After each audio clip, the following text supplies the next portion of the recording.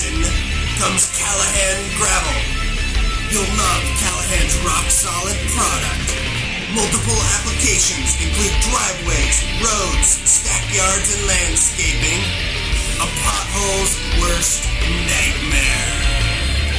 Call Callahan Gravel at 346-2208 to get rocked. Get the good stuff. I'm Robbie Johnson. I'm 26 years old. I'm Valerie Johnson, and I'm 24 years old. And we are Napa customers. This is my 89 Ford Bronco. This is my 68 Ford Mustang. She's my baby, and I don't let him drive it. Nope, she doesn't. At Napa, we buy fluids, brakes, batteries, oil filters, wipers, brake lights. I buy it all at Napa. Let's show them the motorcycles. I don't think people are aware of the basics Napa carries for motorcycles. Spark plugs, fluids, batteries. Napa's the one. My name's Ron Robertson. I've been a Napa customer for about 40 years. Most of the things that I do are oil and air filter changes. Your engine's going to last a lot longer if you do the maintenance on it. This is my wife's 91 Cougar. This is our 98 Honda, 144,000 miles on it. This is our yard tractor. We've had it about 10, 12 years. I've always had good success with Napa products. They always have the parts that I need. Napa's the one. They got the good stuff. Napa, get the good stuff. Hard work, determination, team spirit. These are all qualities that put a winning team on the field, and the folks at Saddle Mountain Supply know something about a winning team. For over 30 years, Saddle Mountain Supply has worked hard to provide the highest level of service to the local community. They are determined to offer the best quality products at competitive prices, and they boast one of the top teams in the ag industry, ready to offer a helping hand or timely assistance. From bookwork to fieldwork, from accurate applications to reliable recommendations, Saddle Mountain Supply is committed to using the latest in technology and training to attend all your agronomic needs. Check out our website at www.performanceag.com for the latest in industry trends and market prices. Saddle Mountain Supply at performanceag.com. Quality you can count on, performance you can plan on.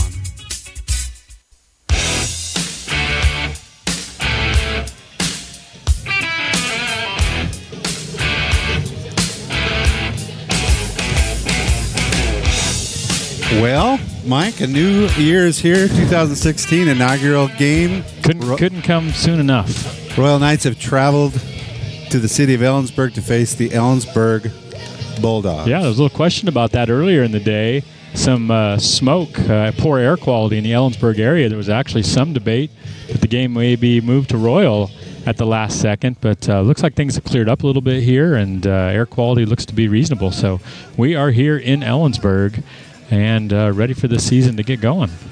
Under a minute left on the game clock. I think it won't be that quickly till we get started here, but no, it won't be, because they're still going to announce the teams and all that kind of good stuff. But as we get ready for this game, let's take a little bit of a look back on last year. Yeah. Knights coming off of a undefeated season, second undefeated season in a row, second state title in a row. Championship game in the Tacoma Dome against the Connell Eagles. That was the second time we'd played them, and it was a great game. And there's some performances of note for sure, especially Caden Jenks, quarterback. Yeah, as we were looking over those, I was surprised to see that he actually had, 149 total yards of rushing the ball. Rushing, and almost 250 yards passing. He had almost 400 total yards of offense. Well, those talents are not in Royal City anymore. They've moved on. They're at Weber State. Yep. And so he's starting his college career. They have their first game tomorrow. And I'm not sure he's going to be in the game tomorrow, but he's there and not here. So there's him and a few other guys to replace, but there's a lot of the cupboards aren't bare. Let's just say that. A lot of coming back. Talk a little bit about, I think it's interesting to talk about what we have percentage-wise coming back as far as tackles for loss. I thought that was really interesting when you I looked back at that, and I think defense is going to be the stability for the Knights early on in the season as the offense kind of gets its feet underneath it a bit. And so defense, leading tackler Alonzo Hernandez is back, and also Isaac Ellis, the number 3 tackler. The Knights are returning 4 of the top 6 tacklers from last year, which represents 64% of their total tackles from last year. So statistically, 16 of the 20 interceptions are back. 41 of the 57 tackles for loss are back. And so you look statistically, there's a lot back on defense. There's some key pieces. Alonzo Hernandez, Isaac Ellis, Rams Gonzalez, who was a terror of late. CJ Quintero, who was a guy who came on strong in the playoffs, was a key guy in the state championship game. Juan Ojeda, Corbin Christensen, defensive backs are back. Corbin led the team with 7 interceptions last year, so there's a lot back. Some of what we graduated was maybe some of the interior defensive front, but we're replacing that with not as much experience, but some big bodies. Big bodies. Logan Gomez is a guy going to play nose guard who's 5'11", 265, big body. And he has put in some work. His body is even at 265, he's lean and mean and put in the work in the offseason to be ready for this year. So excited about that. Corbin Christensen returns on the offensive side as the leading receiver. He had almost 1,200 yards and 19 touchdowns last year. Isaac Ellis had 5 touchdowns receiving. CJ Quintero had 2. Alonzo Hernandez back at running back. Now, Alonzo filled in for the first 3 games last year as Danny Cuevas was out with appendicitis, and filled in great, looked great. After that, when Danny came back, he stayed more on the defensive side of things, but he's a big body and has put in the work in the offseason as well. Powerful runner. A little bit different style than Danny, obviously, so we'll see how that goes. But excited about that. Excited to see these guys back. I was talking earlier, we were talking a little bit about one of the interesting kind of side stories of this is we talked about Caden Jinks graduating. Well, the Knights are going to replace him with his younger brother, Sawyer. Now, they're different animals, different styles, different abilities. Sawyer's a tall, lanky kid who's deceptively athletic, throws a good ball, will manage the offense well. We're going to listen to the national anthem here. Let's do that.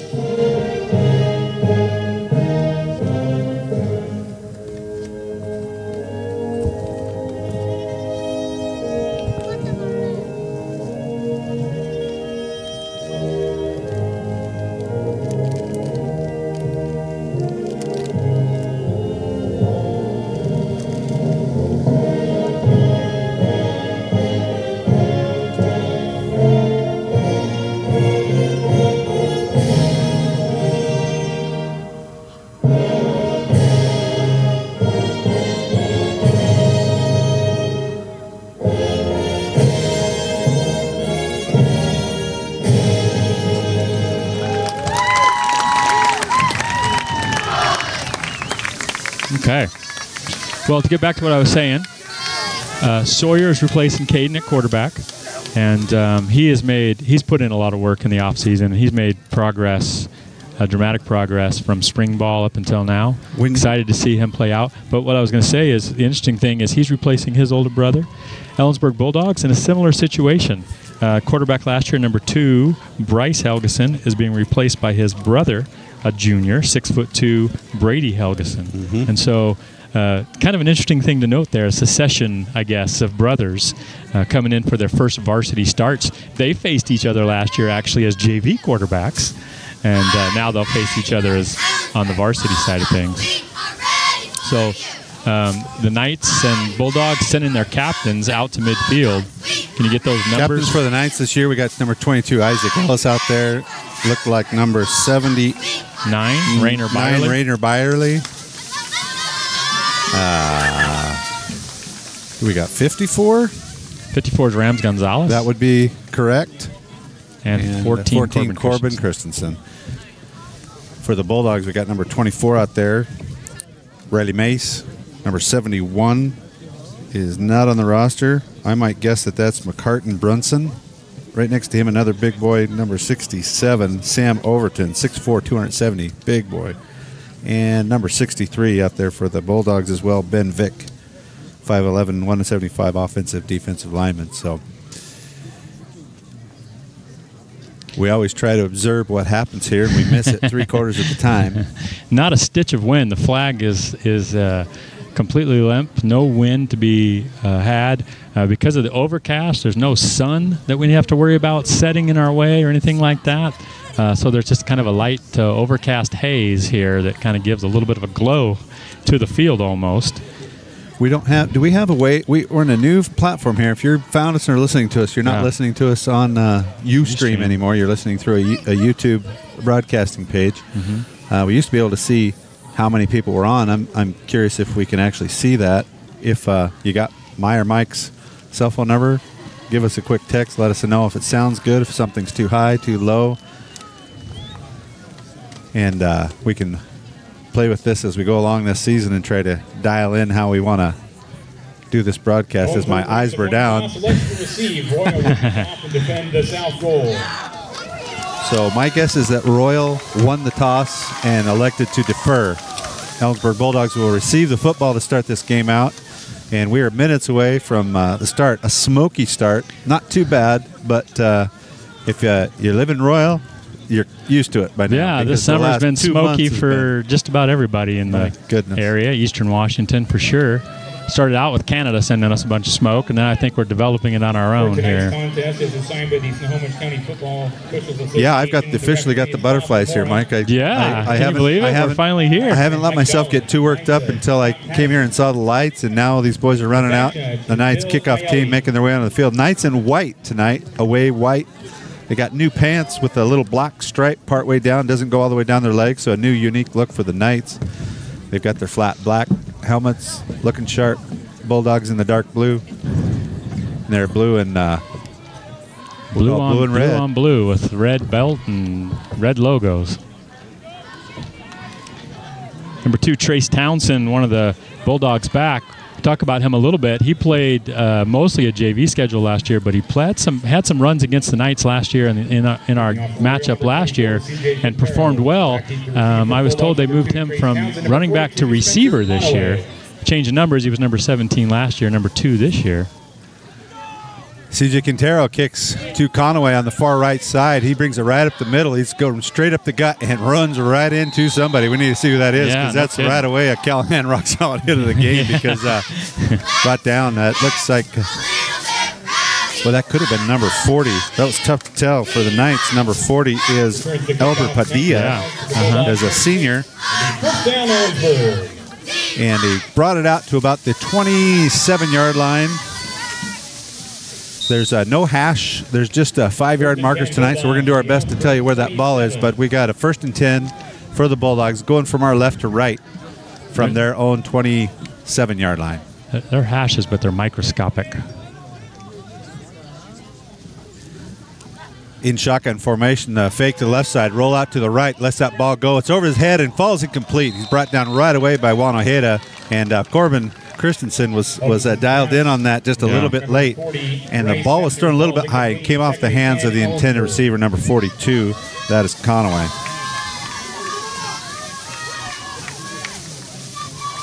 Second down and 10 for the Bulldogs. Helgeson, a long, lanky kid, with the running back next to him in the back. I've got to get his number down. I think it's 25. 24 maybe. Riley Mace. Helgeson will give to Mace right up the middle. He squirts through a few guys, but we have a flag down on the far side. He maybe gets back.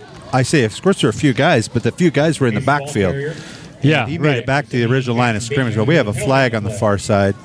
We do. They want white captains who they asked for, so it's probably a procedure penalty. But are they going to give him the option? So we got Logan Gomez, Rainer Byerly, Rams Gonzalez on the defensive front for the Knights. Small start called against Ellensburg. So looks like the linebackers will be 34 Alonzo Hernandez and 50 Javier Hutron. Corbin Christensen and Angel Farias at the corners with Juan Ojeda and let's see, Juan Ojeda and who are you looking for? Lorenzo Myrick back there at the safeties. 5-yard penalty puts it 5 yards back, second down and 15. Play fake, quick throw out to the right side. He gets loose just a little bit, gets past the original line of scrimmage, up past the 30 to the 32. It's kind of an inside quick hit screen on the outside. Yeah. And a little bit of a cross going there, and worked pretty well for about a 9-yard gain. We're going to call it 3rd down and 6. Lorenzo Myrick was the one that latched onto him and brought him down. The other two defenders we haven't mentioned yet, Isaac Ellis and C.J. Quintero, outside linebackers, and guys that the Knights expect a lot of, experienced guys, strong guys. Helgeson's going to stay in that shotgun with Mace behind him. Play action. They actually give it to him the left side. He gets swallowed up. It's going to be a loss. Loss on the play. 2-yard loss. Gomez and Byerly coming up off the bottom there, among others. That's going to bring a 4th down. It looks like the punt team's going in. Brings up a 4th down and about 7. Gomez and Byerly, 275, 265. It's been a while since we've had consistently across the line this kind of size. We'll see. It's a different kind of a line for the Knights to have size, and we'll see if that one of my questions answered. Number 14, Corbin Christensen, back to return the punt. I really haven't narrowed that down to see who was going to be the punt returner for the Knights. Lots of motion. There's a bounce. It's that soccer style or the rugby style as it runs out, and Corbin's going to take it, steps in and out, but it's just good coverage just right there, but a good courageous catch of that punt, but it's all the way back to the 26-yard line. So Corbin very courageously stood right in there because he had two guys just right in his face ready to hit him, and he made a great catch and almost got loose, frankly. No kick returner wants to start the season with a fair catch. No. So this is our first look at the Royal Knights offense for 2017. Sawyer Jenks comes off the sideline with the play call from Coach Allred, and he breaks the huddle. He will be the general here for the Knights. That was a 45-yard punt. For no return? No return.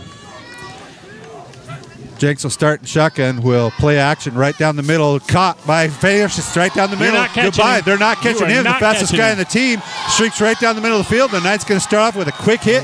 Touchdown right off the bat.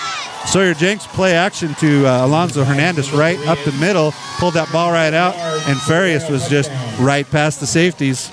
Yeah. Bam.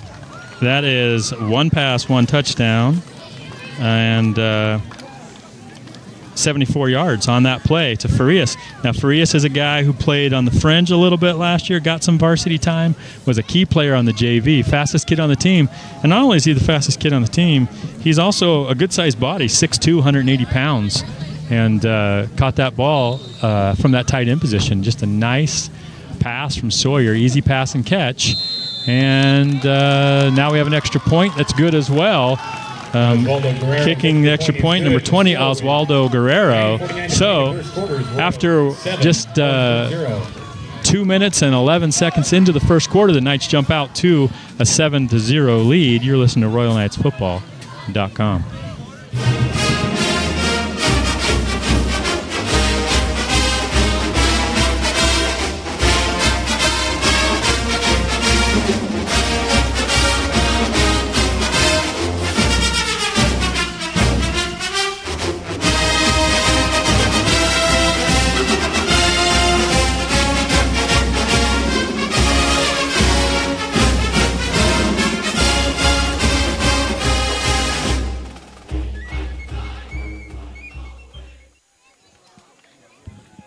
All right.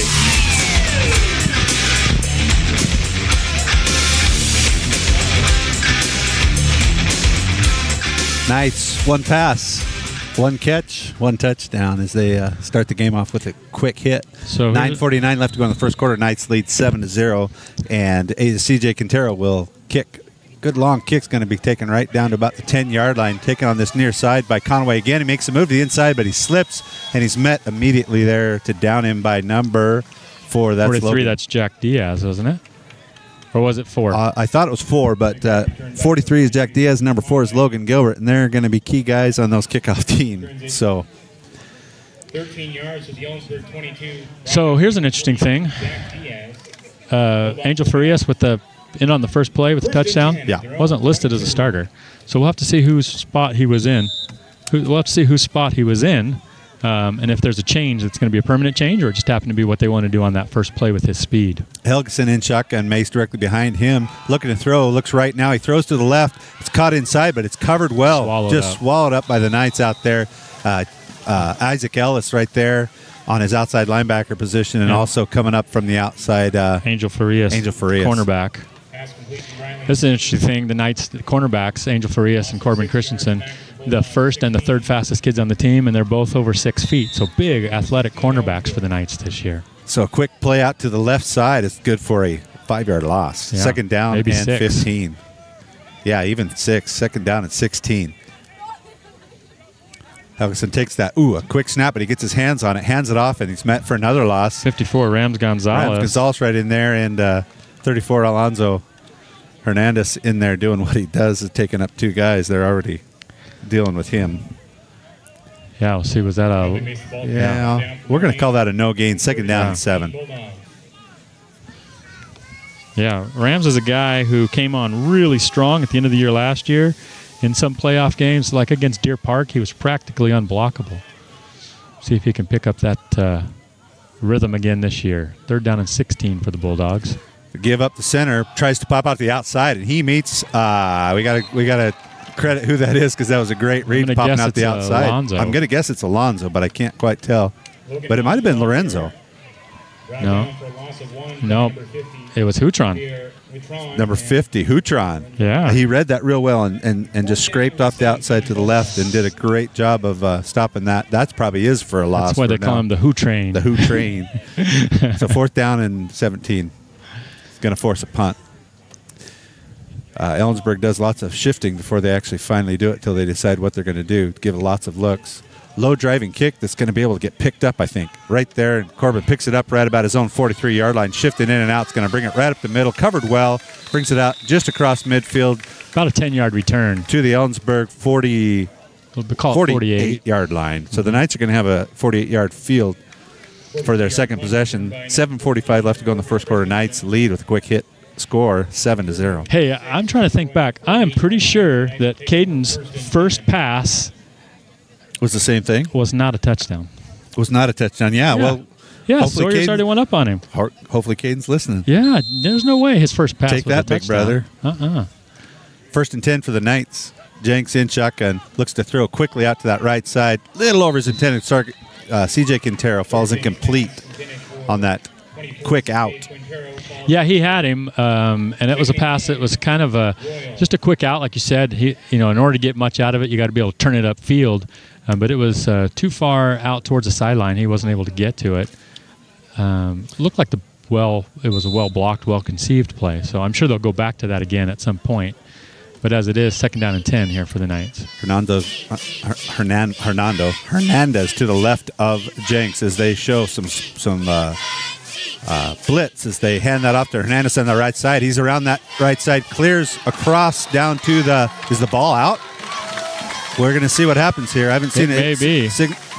They're acting like Ellensburg got it. I haven't seen the signal, but everybody's acting like Ellensburg got the ball as it came out of Hernandez's hands. So we have a turnover with the ball on Ellensburg 42-yard line. So first turnover of the night here at 7:35 left to go in the first quarter. Yeah, got to protect that ball. Hernandez, the ball carrier, fumbles it. Ellensburg recovers. It'll be 1st and 10 Bulldogs. Yeah, a 6-yard gain, but then fumbled at the end of the play. So Ellensburg's got a little life here. This will be their 3rd offensive possession and their best field position by far, as they're at the Royal Knights 42-yard line. Really haven't been able to get anything going yet. They'll bring 2 receivers near side to the right. So they're going from our left to right. Helgeson takes the ball and fakes it. He's still got it on that left side, and he's going to get a few yards across the 45. out to the 46-yard line. So a positive play, which they haven't had too many of on their offensive sets yet. Going to pick up about 4 yards. About 4 yards, second down and 6. Didn't see who made that stop, did you? I did not. I was a little bit fooled. I know it wasn't CJ on that end because he came on a blitz and got the running back. Again, 2 receivers near side as they got speedy number 2 up there on himself on the top end, yeah. And we're going to have some sort of a delay. Well, no, that's just a referee just making sure everything was good. Might have had a mouthpiece or something, but set to go. Second down and 6. Good snap in the shotgun as they're looking to get it to a good cover, but he's not going to get back. That's going to end up being a sack. Yeah, it's going to be a sack. It's going to be a short Just loss. like I was saying, they were looking for Townsend on the isolation up there, but it was well covered down the field. So. Yeah, so Helgeson takes off, and he's going to get tackled for about a half a yard loss. It's number 34, Alonzo Hernandez, from his middle linebacker position, doing a little spying on the quarterback there, and it comes up and brings him down. It's going to be 3rd down and 6 now for the Bulldogs from their own 46-yard line. They generally stay in shotgun. They have not come under center yet as the whistle blows to stop action right as the ball snaps. I hear the whistle, but there's the flag down there, so I imagine it's going to be against the Bulldogs. I didn't see any movement along the line. So what do we got? We're going to have is there such thing as encroachment on the offense? That's if you are lined up across the ball, not that you moved pre-snap, but that you were actually lined up offsides. You don't see that called. So it was a legal formation. I think he called a legal formation, legal formation, and then an offensive offsides. Usually don't. Wow, we just lost power, so I hope that we still got power. All right. 3rd down on that loss, back to 3rd down and a long 10. Helgeson takes the snap, looks to throw. He's going to get brought down, sacked from the backside. That's 22, Isaac Ellis came around that outside, snuck around the left side this time and came from the backside and brought him down for about a 7-yard loss back at the 35-yard line. It's going to bring up 4th down and about 17. He's got 2 tackles so far. One's tackle for a loss, the other one's a sack, so that's good. Corbin Christensen back to return the 3rd punt attempt by the Bulldogs. Going to be 4th down and about 16 here for the Bulldogs. They do like to shift around a little bit. They're just trying to give looks for a future what they're going to do, and they get that punt. Oh, it's a poor punt. Went off his side of his foot, so everyone needs to get away. Need to clear out. Unless Isaac wants to pick it up. He clears away. He was clearing out. Took a little bit of a Bulldog bounce. It'll get down to the Knight 43-yard line, but it's only a net of about 16 yards. So got off the side of the punter's foot. So the Knights have pretty good field position, the ball on their own 44-yard line. Knights only had 2 plays in their last possession, ended up fumbling on a running play. Second play, Alonzo Hernandez picked up 6 yards, but ended up losing the possession in the process. Drive before that was a 1-play, 1-touchdown drive. So we'll see what the Knights have in store this 3rd time. 3 receivers set wide to the top, upper right. Jenks in shotgun, steps up the middle and is going to lob it down that left side. And I think it was a timing pattern, and Corbin in number 11 got tied up. Yeah, he was impeded. Joe Davis in coverage on Corbin Christensen, and the ball sailed far over its intended target. Yeah, that was an isolation deal, just like the Bulldogs tried to do with Townsend on the top end. And that cornerback certainly got in the way for sure. Yeah. Whether there was a penalty or not, it's hard to tell. But certainly got tangled up, and Corbin wasn't able to get beyond that. So the ball falls harmlessly to the turf, brings up 2nd down for the Knights from their own 44-yard line. 2nd down and 10. Shotgun, quick hitch out there on the inside. Corbin's going to bust to the outside. He's going to get about to the 50-yard line, and I didn't see any flags fly, but he gets the ball out for about a 7-yard gain to midfield. That's Corbin's first catch of the year for 7 yards. Makes it a much more manageable 3rd down here. Going to be 3rd down and a long 3 for the Knights. Ball is exactly at midfield. 50-yard line. 3rd and 4. Pretty good contingency of Knight fans out here on the far side. We're on the home bleachers up high, so we can get a look. And access to power. And access to power. Knights again will send 3 receivers wide to the right. Jenks in shotgun with this time Lorenzo Myrick to his left. Is this going to be defense? Did they try to guess the count, or was there any movement along the front? They're marching off. They're going to march it right first away. Down, so the Knights will. So Bulldogs had 2 or 3 play. guys that were trying to guess the snap count, wanting to come put some pressure on Jenks on 3rd and short. And in the process, they end up with an offsides penalty and give the Knights the first down, move the ball inside Bulldog territory down to the 45-yard line, first down and 10. With 4 minutes and 16 seconds left in the first quarter, the Knights have a 7-0 lead. Lorenzo Myrick, like I said, in the running back the left side. Jenks throws on the outside, caught by Juan Ojeda, across the 40 to about inside to the 34-yard line. It looks like a good shot for about a 6-yard gain on a really quick slant. Yeah. Really kind of filtered underneath, sent the other guys deep, tried to stretch the defense, and 6 yards is still good progress on first down. It's going to bring up 2nd down and about 4 here for the Knights, inside the 40-yard line of the Bulldogs. The game of football, if you can average 4 yards, you're going to go right down the field. So here, the play action actually he gave to Lorenzo around that right side, and he's going to get right close to first down. Now they're going to mark him about a yard short when it's all said and done. He got rolled over before he hit the ground, and they're going to give him about 2 yards on that. So Lorenzo Myrick. 3rd and short. Jenks will come under center this time. They're going to give right to Myrick, and he crosses that line on the 35. Need to pick up 2, and he's going to get 3. So they'll mark it on the 34-yard line. 1st and 10 for the Knights. 3:05 left to go in the first quarter. Knights scored on the first play of their offensive possession and lead the Bulldogs 7-0, and driving right now with the ball on the Ellensburg 34-yard line. Yeah, trying to find a little bit of rhythm here. You can't have the one-play touchdowns all game long, although you'd like to have that. Trying to find a little bit of rhythm with the offense here, mixing up pass and run, doing a nice job on this drive. Sawyer standing tall in the pocket, looking deep. He's got a man. And just a little bit over his intended target, Gage Christensen.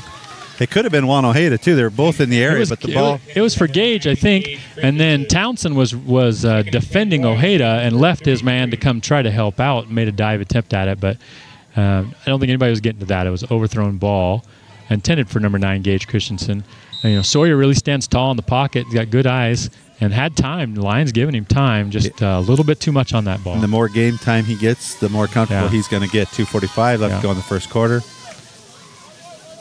We'll talk about some of these offensive linemen here when we get a chance. You know what's nice is I don't have to say the score as much as I'm used to because it shows it right on the deal. It's the inside handoff to, now I can't tell that is, but he's coming on that outside. He's going to get all the way down, and the inside to the 20 gets pushed out near the 12-yard line, something like that. Lorenzo Myrick on the carry to the left side, doing a nice job following his blockers. Goes from the 33-yard line down to the... Where are they going to put it? Down to the 11, 22 yards. Yeah, that was a play handed off on the right side, but crossed over to the left side and followed his blockers. It wasn't like a counter nice tray, job was it? I didn't even see what the play was, but Juan Ojeda had a really nice block as a receiver out on that end to keep him going. He picks up 22 yards. That's 3 carries for 27 yards for Myrick. Alonzo Hernandez now in the backfield on the 11-yard line, first down and 10 for the Knights. Hernandez will motion out of the backfield, leaving Jenks by himself, and he throws it on that out pattern to C.J. Quintero. It's covered well, but he steps out of the first tackle. He's not going to get back. much, if anything. Yeah, he might get back to the original line of scrimmage, but that kind of showed you right there how strong his legs are. It just kind of slid down, but they had 2 or 3 guys on the secondary rush to the ball. So good coverage by Ellensburg on that play. 2nd down and 10. Yeah, looks like no gain. Sawyer Jenks is going to get the play call from Coach Allred. And Ellensburg's actually going to call the timeout. They want to think about it as well. Critical plays coming up here for both teams. So as they take a break, we'll take a break too. You're listening to RoyalKnightsFootball.com.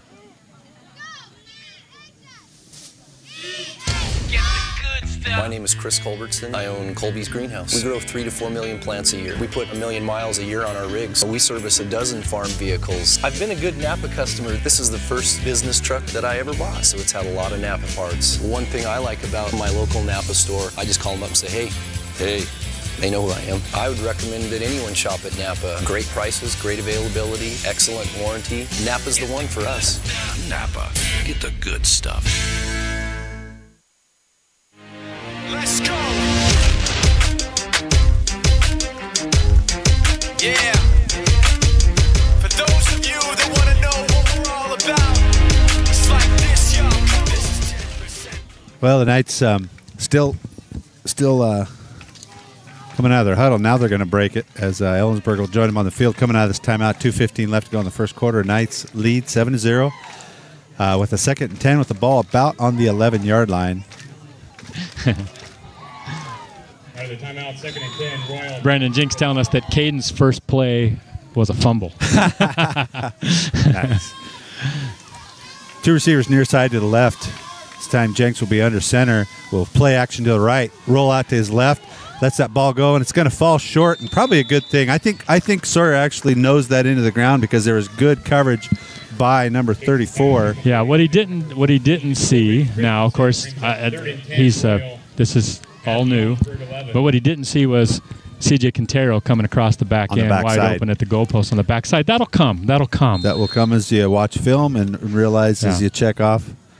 Yeah, he did have time. So set his feet and make that throw. 3rd down and 10 for the Knights. Ball on the 11-yard line of Ellensburg, though. Jenks will take the shotgun snap, pump fakes, it throws to the far side, and it's a little high. Just comes off the hands, off the back of the end zone. So it's going to fall incomplete by Corbin Christensen.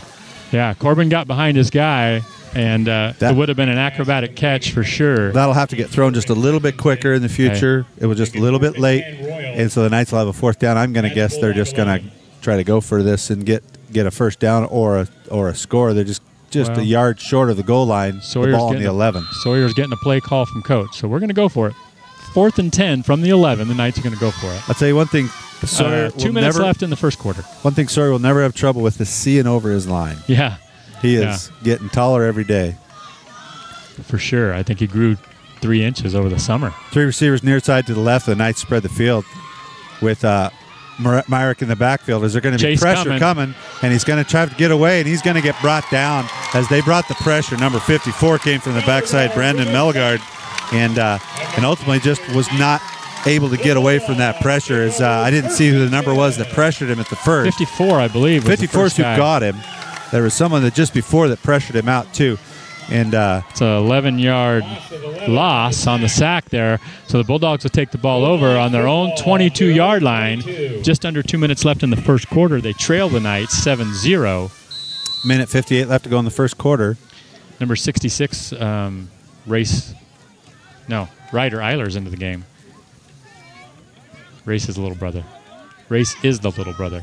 Ryder is not little. Also, along with Logan Gomez as defensive tackles in there. Helgeson takes the shotgun snap. Will give it up to center, and he's going to get nothing as he's forced on in. The backside coming up. That's Alonzo.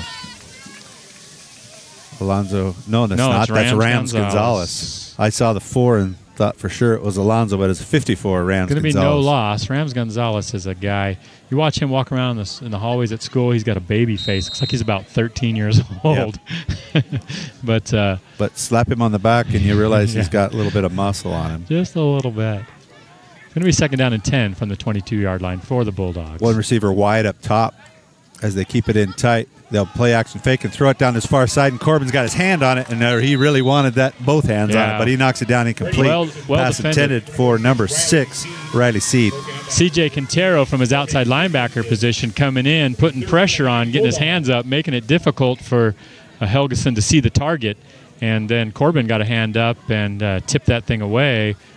He's a little upset he didn't come down with it, but it was a great pass defense for sure. 3rd down and 10 now for the Bulldogs. They'll send 2 receivers wide to the left, and they'll put number 42, Conaway, by himself here near side to the right. Helgeson takes the high snap, brings it down, looks to throw across the middle, and he lets it go, but it goes high. Has a good Wanaheda crossed in front of him, 10 receiver. That's Seed again. But ball sailed high and was not going to be caught by either one of them. In fact, Ojeda made a great decision from his safety position there. Inside. He was defending, and he was going to make a play for the ball, try to break the pass up, realized the ball was going to be over the top and nobody was going to get to it, so he pulled off to make sure there was no contact, no chance for a pass interference there. As the ball goes to the turf, Corbin Christensen back again to return. He's going to be on his own 45-yard line waiting for this one. 4th down. Punt about to come, and they're going to run to the right and let that low driving kick. And it's going to sail out of bounds. It's probably going to be near the 50-yard line. We'll see where they ultimately... Somewhere near midfield, inside the 45-yard line. He's pacing it back. Going to go all the way to the 49. Right to the 49, the Knight 49-yard line. So they got a 51-yard field with 1:07 left to go in the first quarter for their 4th possession. 4th possession. The Knights moved the ball well on that possession, got all the way down into the 11-yard line, and then just weren't quite able to make things happen. And so Ellensburg brought a lot of pressure on that 4th down play, and they were able to get to Sawyer as he tried to wheel away and turn to his left. Jenks and shotgun, 2 receivers wide to the right. Hernandez back at running back. They will give to him. He steps to the left side, going to break through that outside. He's across midfield to the 45, bulls his way all the way down to the 40. It's going to maybe be a first down. We'll see where they mark it. That's his first carry since the fumble, so he wants to redeem himself. Tough runner. And runs hard. First down, they're going to place it right on the 40-yard line, so an 11-yard gain, 1st and 10. Gain to the Ellensburg 40. He's going to run through some tackles this year, I can promise you that. He's got the this sounds awkward. He's got the best legs on the team. Well, I remember I told you last year I didn't really know him except through his football uniform, and I saw him at the banquet and went, "Who is that?" And you said, "Alonzo Hernandez." I go, "That explains a lot." Yeah, he's got the ball again, this time off right side. Oh, man, he's breaking tackles left and right across, and he's holding onto that ball, too. As they're trying to tackle the ball, he's going to get inside the 30 down to about the 28-yard line. Going to pick up is that another 11? The ball was on what? 12 yards. The ball was on the 39-yard line. Now we're on the 28-yard line. Another 11-yard run. Yeah. So he's got 3 carries now for 29 yards. Meyer's got 3 carries for 27 yards. So average, they're keeping the same average pretty much here. Got a... What's the whistle we got here? I don't. It didn't even sound like a real whistle. Didn't even sound like almost a real sounded whistle. like a fake whistle. We got a guy coming out, 54. Maybe he's got did his helmet come off? Some helmet issues or some blood issues or something? Looks like they need to cover up some blood. Okay. 54, Brandon Melgard. Is that right? Yep. First down and 10 now for the Knights.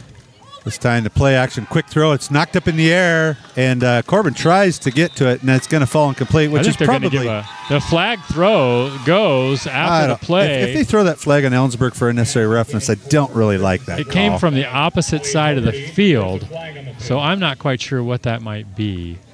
Line judge on the opposite side of the play is the one that threw the flag. Ellensburg's acting positive, like there was something that. So I'm not quite sure what that's going to be. I'm going to say they're going to wave it off. Okay. They're going to wave it off. And I think that's good. If they called it on the kid for jumping, because that ball was up in the air and it was kind of anyone's ball, and Corbin was coming trying to make a play on it, and there was just a little bit late to the ball. So you don't see officials pick up a flag very often, especially at the high school level. So I compliment them. If that was the call, that's the right call.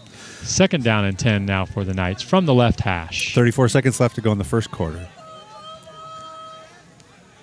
Knights have 2 running backs in the game now, and we've got motion all over the place. So we're going to see who they call it on. It's going to be against the Knights. You had Gage Christensen in there as a secondary running back. He's going to check out, and CJ Quintero is going to come back in. So the Knights, we have a illegal procedure penalty on the Knights. We'll roll it back 5 yards. Second down and 15, but the ball's going to be back at the 34-yard line. For 79, of veteran Rainer Byerly wanted to get an early start there out of his stance. See what Coach Allred has dialed up for second down and 15. We give this time to Alonzo Hernandez. He puts his shoulder down and gets that back near to the 30-yard line. It's going to be about a 3 or 4 yard gain. They'll mark it at the 31. So Knights get a few yards back, but there's still going to be a second down. Well, they even put it at the 32. We're going to call it just a second down and 13. They need to change that down marker. Yeah. There they go. It's actually or is it third down? You're right. It's actually third down. Third down and 13. And we're not going to get the playoff. This quarter is going to end with the Knights leading the Ellensburg Bulldogs by a score of 7-0. You are listening to RoyalKnightsFootball.com. Royal 7. Takes more than just the ability to make good furniture to become the #1 selling brand of home furniture in North America. It takes quality, style, selection, and service. These are the 4 cornerstones you'll find in Ashley Furniture and available at Easy Home Furnishings. Offering financing OAC, rent to own with no credit checks and no credit hassles. It's so easy to shop at Easy Home Furnishings, 900 East Broadway in Moses Lake. Easy Home Furnishings, making it easy for you.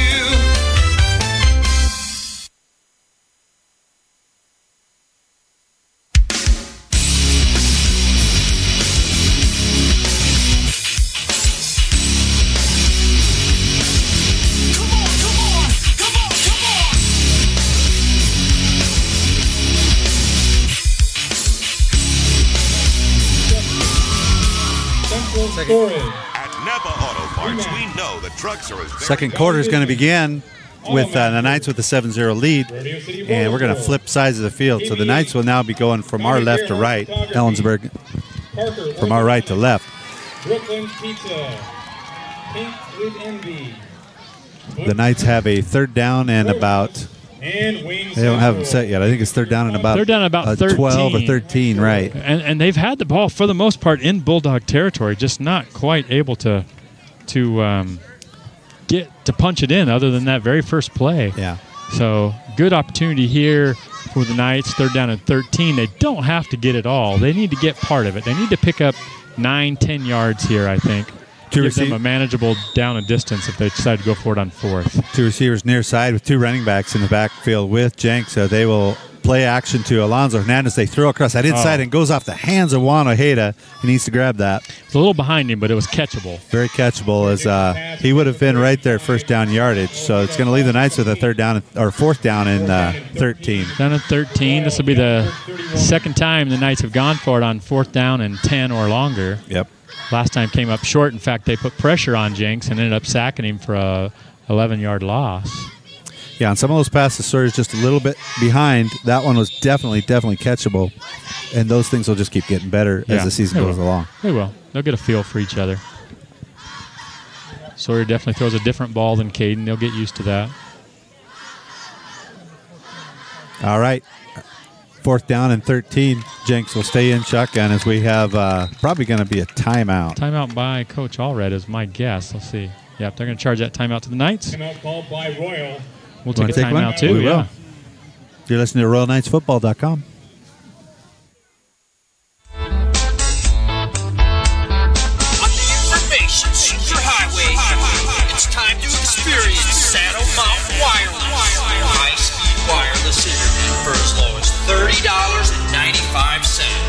If you're a business needing dependability or a gamer needing speed, call Saddle Mountain Wireless at 932-5088. Saddle Mountain Wireless, 932-5088.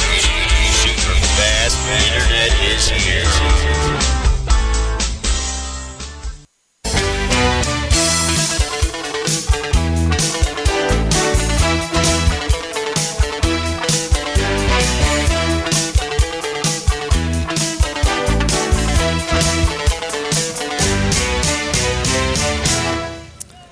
Knights lead 7-0, 11:56 just into the second quarter, so 11:56 left to go in the first half. As the teams will now break out of their timeout. Coach Allred wanted to talk about this fourth down and 13 the Knights have at the Ellensburg 30. Where are we at here? 36-yard line. Snap goes to Jenks. They fake to the outside, but they bring pressure from the backside again, and it's number 54 again, the same one that got him on the fourth down last time. Going to be a 9-yard loss. And Ellensburg able to come up. That was Brandon Melgard. Yeah. And they would make 2 big plays on fourth down. The Knights needing it was a double move. It was a double move, and he didn't have time to carry out the double move. Yep. And he did the shoulder flinch to try to get the safety to bite on the short pattern. And by the time he set his feet back again, the defense was on him. So, so they'll take over the ball with the ball placed on the Ellensburg 40-yard line. Now, the Bulldogs, on the other hand, really haven't been able to move the ball much. Not really. This is some of their better field position, but they really haven't had any sustained drives at this point. They've got to get that going now into the second quarter here.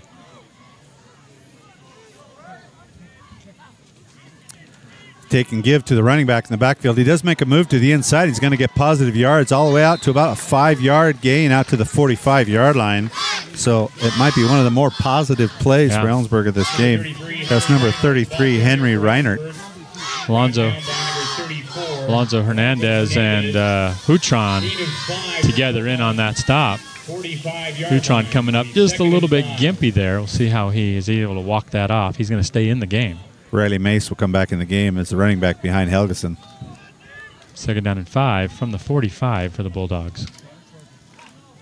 Takes the snap. Will give to Mace as he meets Alonzo Hernandez, and someone's coming up off the bottom there too. He's going to get maybe a yard gain, but not much. That is Logan Gomez. About a yard gain, crosses the 45 to the 46-yard line. Hutron's going to come out. He's going to be replaced. Who's coming into his spot? I'm going to say that's number 6. 6 is Eddie Cortez. Getting his first defensive action for the game here. Yep, he's a senior. Receivers split wide, left and right. Helgeson. There's an early movement. That's going to be the right side of the line. Number 71 wanting to get an early start, pulling out to the left, and he's going to come early and turn a 3rd and 3 into a 3rd and 8. So that's got to be drive coaches crazy. 3rd down and 9. So that moves the ball back 5 yards. It'll bring up a 3rd down and 9 instead of that 3rd down and 4. Is that the right math? I think it is. Yeah. Yeah. Well, we don't do halves, so it's 9. It's about 8.5. There you go. But a 3rd down and long now, so that 3rd down and short. You would expect a passing situation here for Helgeson. Helgeson steps up in the pocket, throws down the middle, and he's got a man high, but it sails a little bit high on him. But good coverage by Juan Ojeda. Interesting. I think both these quarterbacks are kind of going through the same growing pains a little bit here. Have some guys and, get the timing down, get the passes down, having the courage. Trajectory a little bit. Having the courage to throw it down where it needs to be. It's tough to take when that's guy's covered, to have confidence in where that ball's going. Yeah. So this is going to bring up, I don't know what number punt it is, but it's at least 5. Yeah, time for Corbin to get a chance at a clean one here to return, see what he can do with it. They'll kick it from our right to left as motion goes across the backfield. Good snap as he rolls out to his right. And they hold on to that ball as long as they can. And that's going to be not really returnable as Corbin's going to have to step away, and they're going to be able to down inside near. The 20?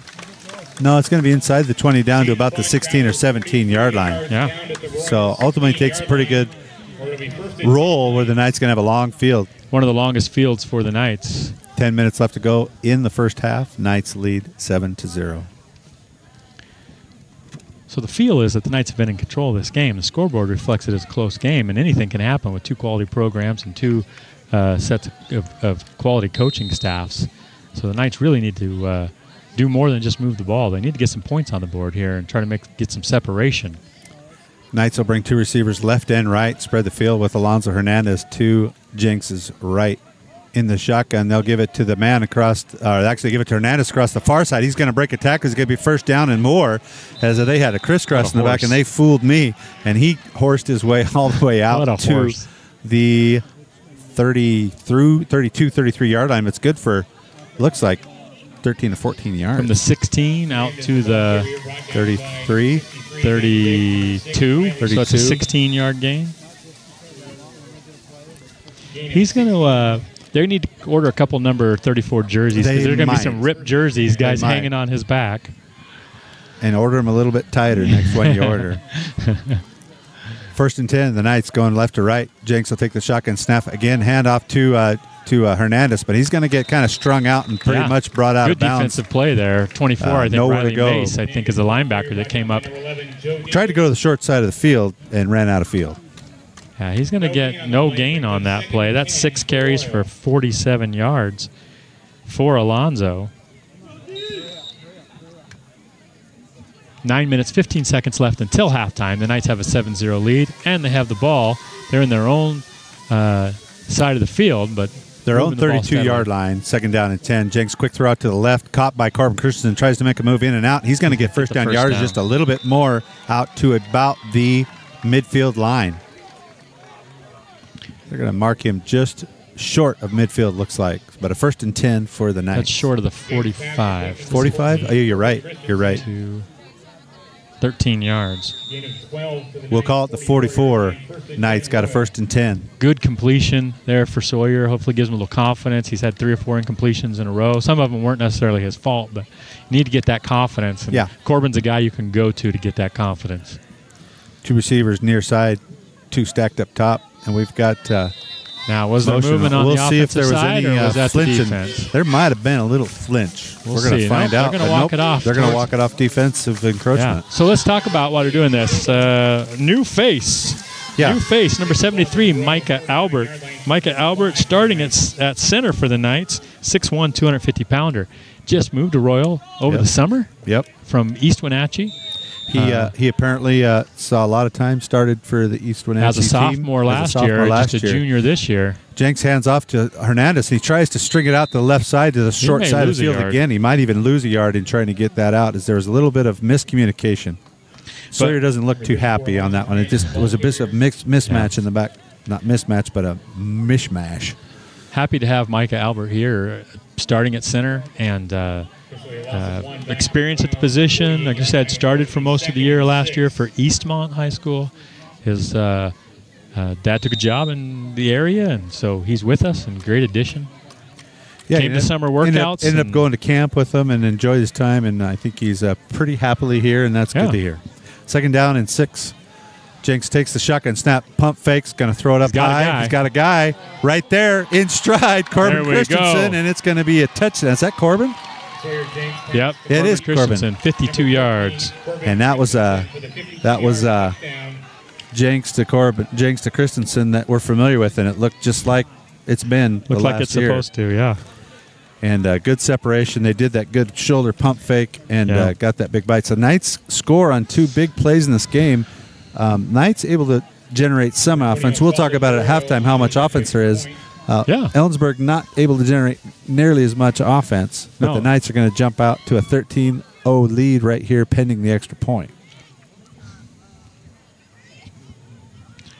Osvaldo Guerrero taking kicking duties. Was Alonzo Hernandez last year. He's got a lot more on his plate this year, so they're going to let Osvaldo be the guy. I saw him practicing during the summer and did well. So drives it through. 7:48 left to go in the first half. Knights extend their lead to 14-0 over the Ellensburg Bulldogs. You're listening to RoyalKnightsFootball.com.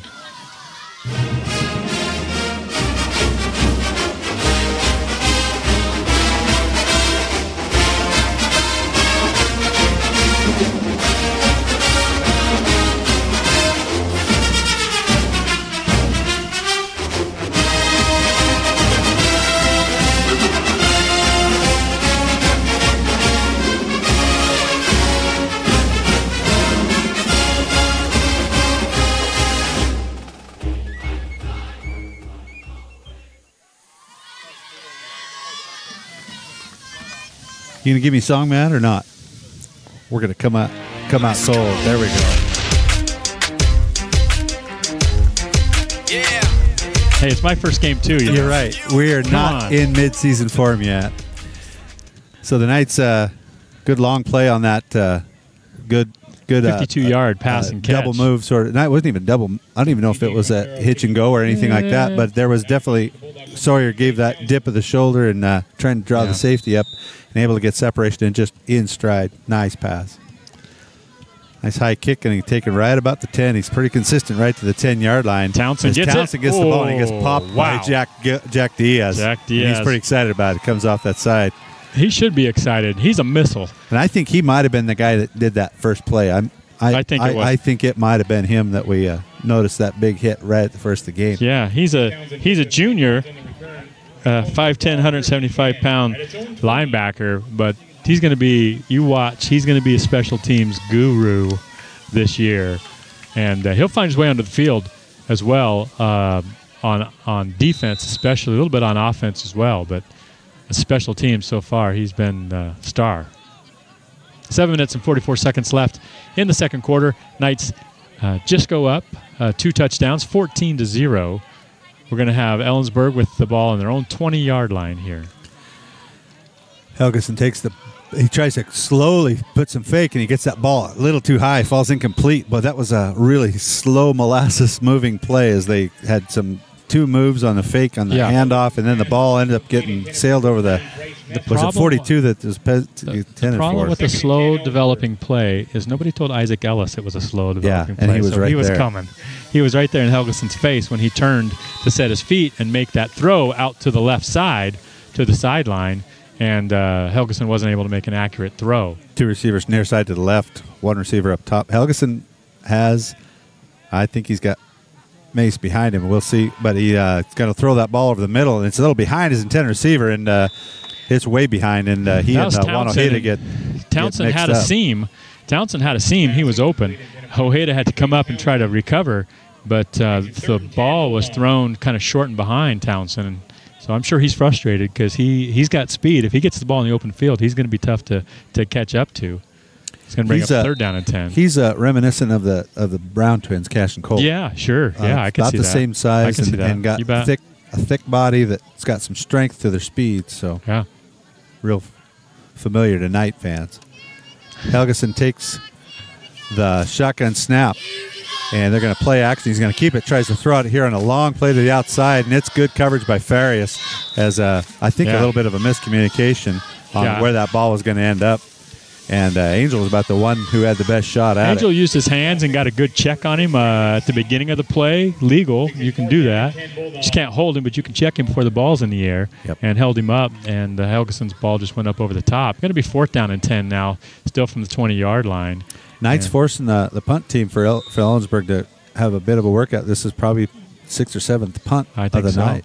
Yeah, they don't have any turnovers, so it's all been punts. Every possession has ended in a punt. Been just a couple first downs. Slow snap up in the air, but he does get it away.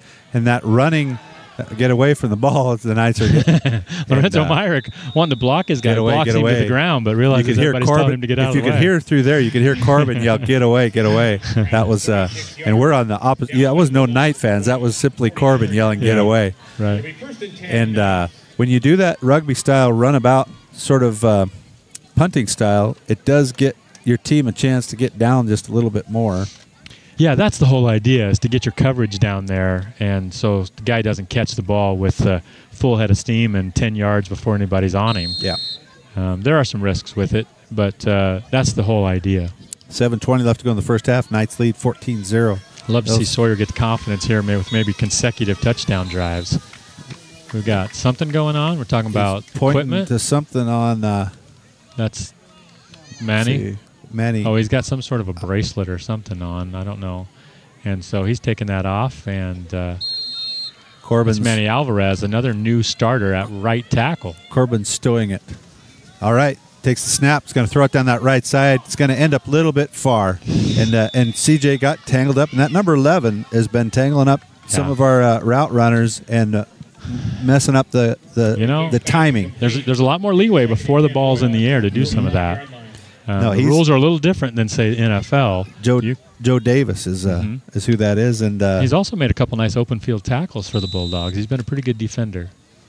It seems like they've got him running the field looking for. See, he's pretty much been covering the outside guy. Now, Corbin just went out. He's usually been on Corbin, but he's not on that. As they send pressure from the outside, Alonzo steps inside, and boy, he's just one guy away from making a big, big play. Gets forward for about 2 or 3 yards. We'll see how they give it to him. I think it's going to be.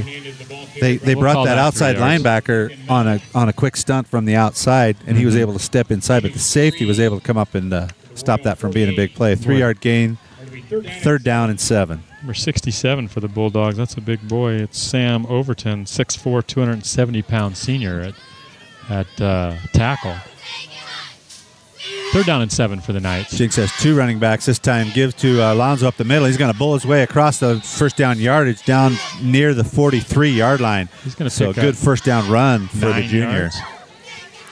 Hernandez again, the ball carrier brought down. Yeah, he's got a great burst of speed at the middle. When he decides he's going to hit the hole, he hits it fast. I'm not sure that he's going to flat run away from people.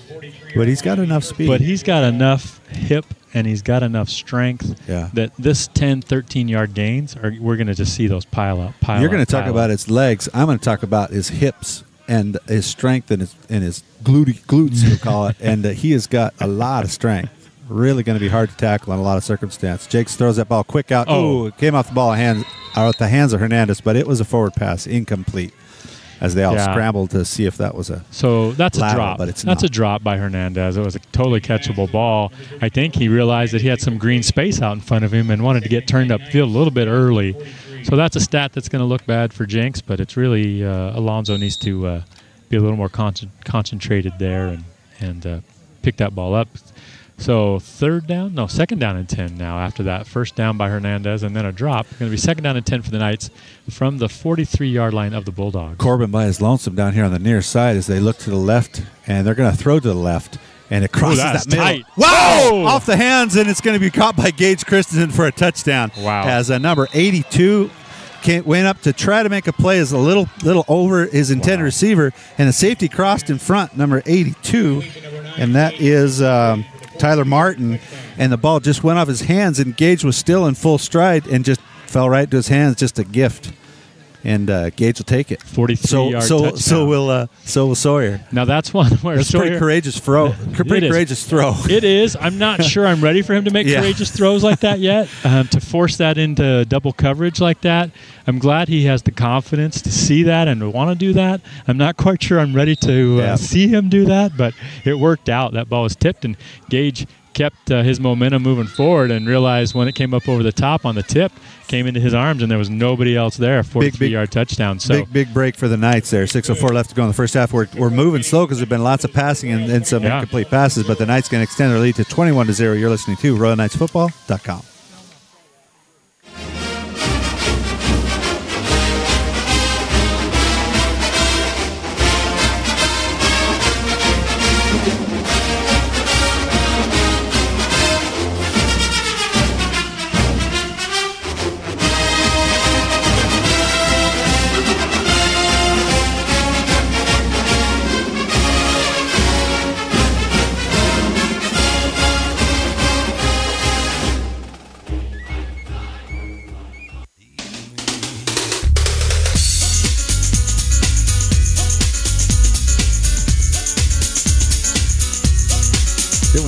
Didn't we deem this the Coach Scroggins theme song a long, long time ago?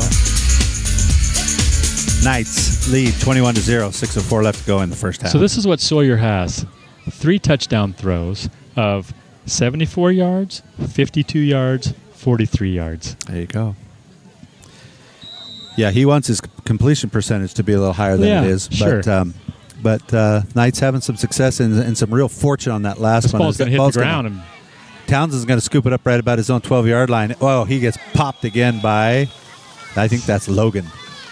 Is that number 4? Let's see who that is. Yeah. He even jumped up. Oh, we got a penalty marker. No, they threw he helped him up. I don't know what that was. I thought he was patting him on the back going, good hit, and they just threw a flag. Boy, they're not protesting it very bad, so he might have been a little angry. I thought he kind of went, hey, good hit. Logan tackled him and then helped him up, and then my eyes diverted away, so I don't know what happened after that. Well, I don't know.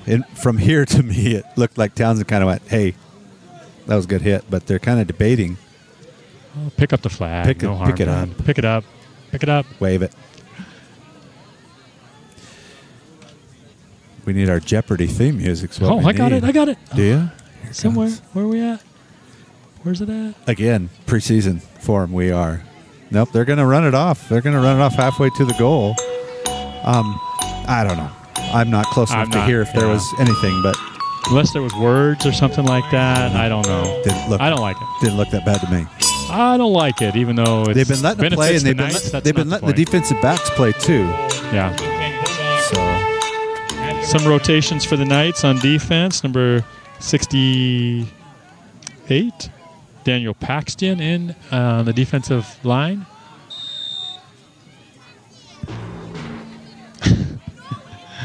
I think we're still first down and 10 from the 9-yard line. All right. Helgeson keeps it, but he's brought doan immediately by. It's going to be a loss of about 4 yards. See who that is? Is that Alonzo? Nope, that's C.J. Quintero, coming in off of a kind of a safety. That's some sort of a called stunt because he plays. Well, they do that. They kind of do that. They do that wrap play where that the Knights that Caden feasted on last year in the state game. Actually, CJ's playing defensive end, so that wasn't stunt at all. That's just CJ playing. Helgeson takes the snap. They're going to give it to the backfield, but he's not going to get much. He's going to get balled up there inside the 5-yard line, and so it's going to be third down and really long. Here's the problem right now for the Bulldogs. They're a little gun shy. They're receiving the hit right now. They're not delivering the blow. They're receiving the hit. They've got to get out of that mindset. They are gingerly through the holes right now, and ball placed right on the 5-yard line. So we're going to have third down and 15 with the ball all the way back on the Ellensburg 5-yard line. They're going from our right to left with 5 minutes left to go in this half. Helgeson takes the snap, is going to give, and he's met, but he slides through a tackle, and he's going to get the ball out past the 10, out near the 14-yard line. They're going to get quite a lot back, and it's going to make it. They're still going to have to send the punt team out. Ryder Eilers. They're not going to have their heels on the. Ryder Eilers almost had him right for a loss. There for a loss. His first varsity tackle, he had it in his grasp and wasn't able to bring it down. A little frustrated with himself, but he's a big, strong kid, and he is. What grade is he in? He's just a junior. So. Yeah. The punt return team this time. Corbin's going to be set up on the Bulldogs side of the 45-yard line to receive this one. Ellensburg need an extra man on the field to get him out there, and they're set to. They got 4th down and 4. They're set up to punt, though. Any chance they might do something here? I doubt it. I don't think so. Low snap. They get that ball kicked away. This is going to be way returnable. This might be the one. Ball's taken about his own 45-yard line. Coming around that far side. The wall set up. If they can get past number 6 down here, he's got to come back inside. He's going to get chased around from the backside. He's not going to get it, but he's going to go all the way back to the 10-yard line. So a big, big return by Corbin. He might have needed to stay on that outside. See, that's exactly why you do the rugby-style kick, because in that time he didn't do it. He kicked a line drive right to Corbin. Corbin picked up the ball. And he had 30 yards. He had at least 20 yards without a defender to get up to head of steam. So the Knights getting some real momentum in the end of this first half here. Not hearing a score, but hearing that Connell leads Othello with 2 minutes left in the first half. That doesn't surprise me. I expect Connell to be able to take that one. So if anybody has a score, that'd be great to know as well. It's going to be timeout by Ellensburg here, so we'll take a quick timeout too. You're listening to RoyalKnightsFootball.com. Hard work, determination, team spirit. These are all qualities that put a winning team on the field, and the folks at Saddle Mountain Supply know something about a winning team.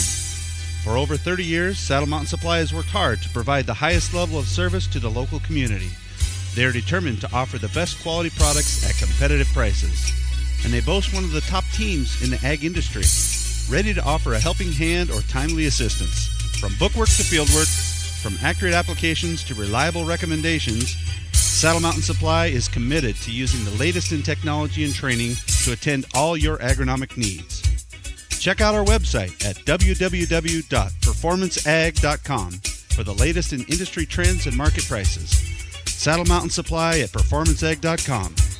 Quality you can count on, performance you can plan on. All right, Knights come out of their huddle with Jenks under center. They're going to give to Hernandez on that left side. He busts through, following his lead blocker. I think that's probably C.J. Quinteros, his fullback that was in there. That's a nice fullback to follow. One back, fullback, whatever we're going to call that position. But he's going to bust inside the 5 yards line. So second and goal, the ball at the 5-yard line. And they're not getting people off, and the flag's going to fly.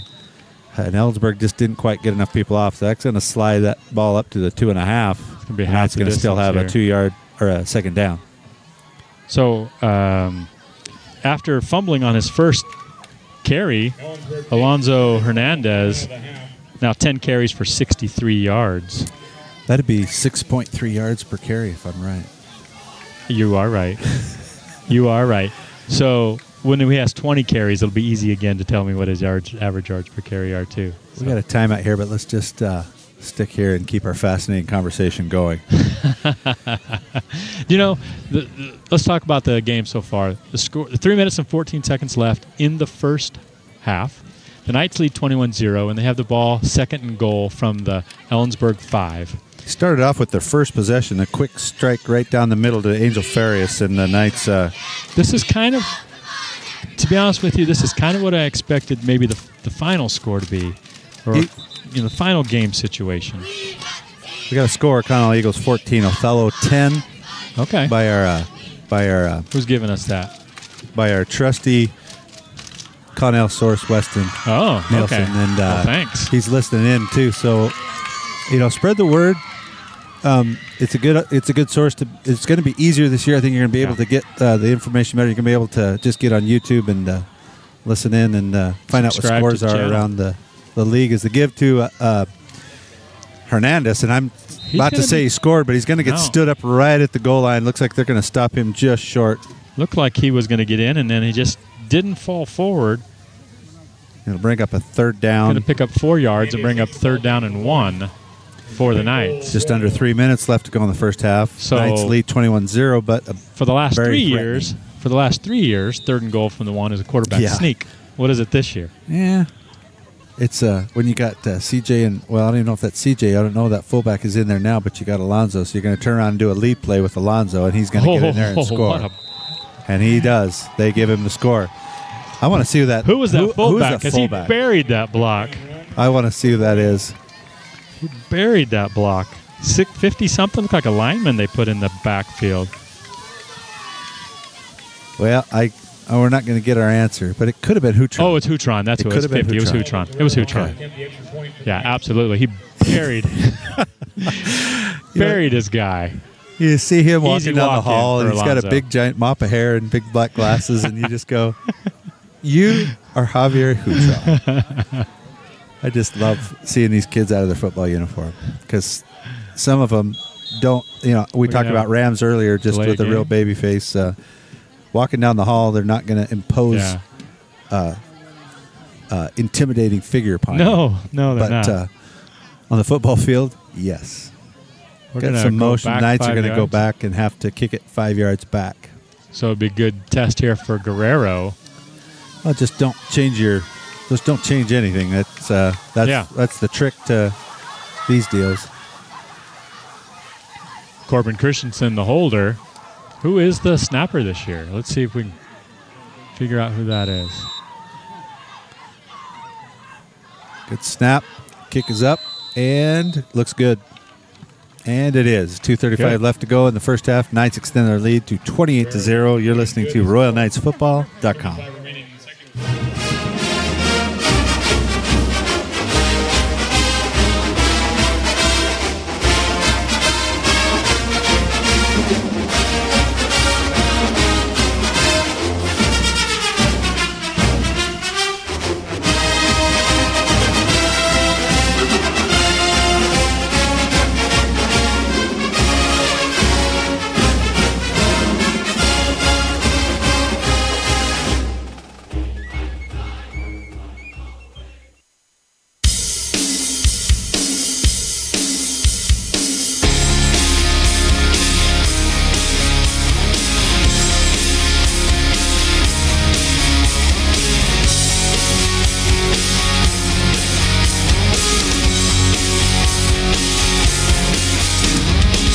I was thinking about that Royal Knight Fight song.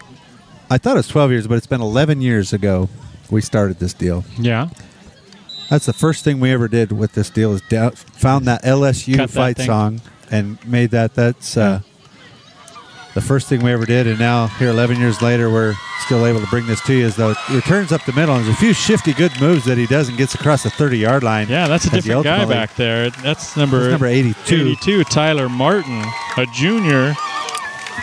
Has a nice return, sets the Bulldogs maybe up with their best field position to at least start a drive. He's excited, and he should be, and trying to get some emotion going on the line because Ellensburg's got a little bit punched in the mouth here, 28-0. And I know if they're going to do anything, they're going to need to get a little more intensity coming after. I know their coming coaching after. staff knew that they had a young team that was going to have to gel and get through some challenges. I know they're more worried about what happens in the league than they are tonight. Certainly. But I'm not sure that they expected this. Knights defense here is held strong. Yeah, First down and 10 from the 33. The Knights, they try to hand off up the middle, and the Knights just meet him there. And now he ultimately ends up getting out across the line at the end where he was bottled up, where I thought it was going to be no gain, but he's going to get forward for about 3 yards. 3 yards. Second down and 7. 66 Ryder Eilers on the stop.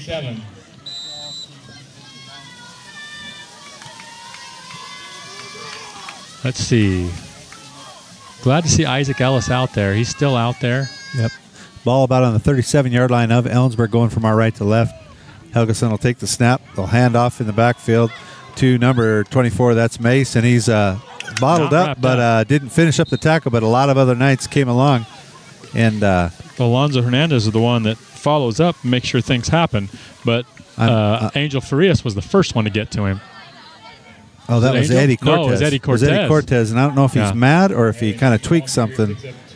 But he's had a little bit of a knee issue in the off season. Felt good coming in tonight. So hopefully that's not something that's bothering him. Maybe he just he was right there to make the play and kind of slipped out of his shoulder. Mm-hmm. So third down and about 4 here for the Bulldogs. Helgeson takes that snap. Again, the handoff to Mace right up the middle, and he's not going to get much. Well, they're going to mark him just short, so they're going to have to make a decision here because it's going to be about 4th down and a yard or less. Cortez and Quintero. And if I were Ellensburg, I would. Well, I'm not sure what I'd do because there's not much time left, and you have it. If you, they're going to stop the clocks. What they're going to do right now, I think they're going to have the punt team come out because it might be foolish to go after it and not get it. The Knights be able to jam another score. They've got the punt team out, but we've also got a timeout. Looks like is that the case? I haven't seen the official signal it. Oh, okay. Still trying to decide what they're going to do. Like, it is kind of a touchy thing to figure out what to do because it's 4th down and really a yard, and the ball is on the 42-yard line. 52 seconds left to go in the first half. Behind 28-0. So you really got to decide if you got anything to lose, if you're playing for respect or you're playing to try to get back in the game. At this point, there's now a lot of things, right? I think the smart move now is to punt it away and don't if the Knights going to score something, they're going to have to do something really special to score at the end. I think because the chance of you scoring after what's been going on with your offense for the first half, I think you need to just kick this ball away. I think what you're looking at is what's going to be to the best confidence of your squad. Mm-hmm. And going for it and not getting it and giving the Knights a short field with 52 seconds left to go down 35-0 at half would be a confidence buster for sure. So, bender at least. Now, could they do a rugby style deal here and could he decide to keep it if he sees a lane? Sure, absolutely. But the Knights are going to send Corbin Christensen back, so they are quasi expecting a punt here. He's going to try to keep it. Oh, and he does kick it. He does kick it at the last second because Isaac Ellis came up. Isaac Ellis came up, and he was not going to get he was first down. If he had a chance to get the first down, he was going to keep it. Well played. Made a decision to punt it. So the Knights will get the ball, it looks like, down about their own 24-yard line with 45 seconds left to go. I know Coach Allred, he's not necessarily just going to kneel it out, but he might just hand it off a few times. He might go for something. We'll see. I think you see the first 2 plays here will be aggressive to see what happens. Mm-hmm. And if he gets something on it, he'll continue that aggressive nature. And if he doesn't, we'll probably see a couple handoffs. Well, it's a good chance to work things out, to get timing down. It's live game. You only get one live game a week. That's right. They'll stack this near side to the right. Jenks and shotgun will play action. They'll pass it right across the middle. It's Quintero. He makes a move inside. Good for a first down out to the 40-yard line. And so the clock will stop at 39 seconds while they reset the down, and the Knights will quickly go into their 2-minute. 24 out to the 40. So 16 yards. They'll get the chains set. They're still holding the ball. And now we're going to get a whistle. And here they go. Jenks in shotgun. Again, near receivers. They will give to Alonzo. They wrap him up. And now they're going to have to call a timeout if they want to preserve some clock, which the Knights will do. End up going to be a loss there. loss of about well 5 yards because they did that wrap, that play action, and they gave it to Alonso on the left side, and it was well defended, strung out, and brought down for about a 5-yard loss. Yeah. So 28 seconds left to go in the first half, and the Knights going to have to call a timeout simply to protect the clock. 28 seconds. So we'll see what they do here. What do they got for timeouts left? That's one thing we haven't kept track of. My brother's telling me this has been way better than Ustream. He listens quite a lot on Ustream last year, and we just dropped in and out a lot. Which brother is this? Mrs. Michael saying he can't be here tonight, and I don't know. I need to take a picture. Let me take What? a picture. Just a second. Let me take a picture. Take a picture of my face right now. There it is. Okay, and then I'll send it to you, Michael. That's disgust if you can't tell. But if there's anybody I know that usually has good reasons for why he can't be places, because he's a pretty darn busy dude.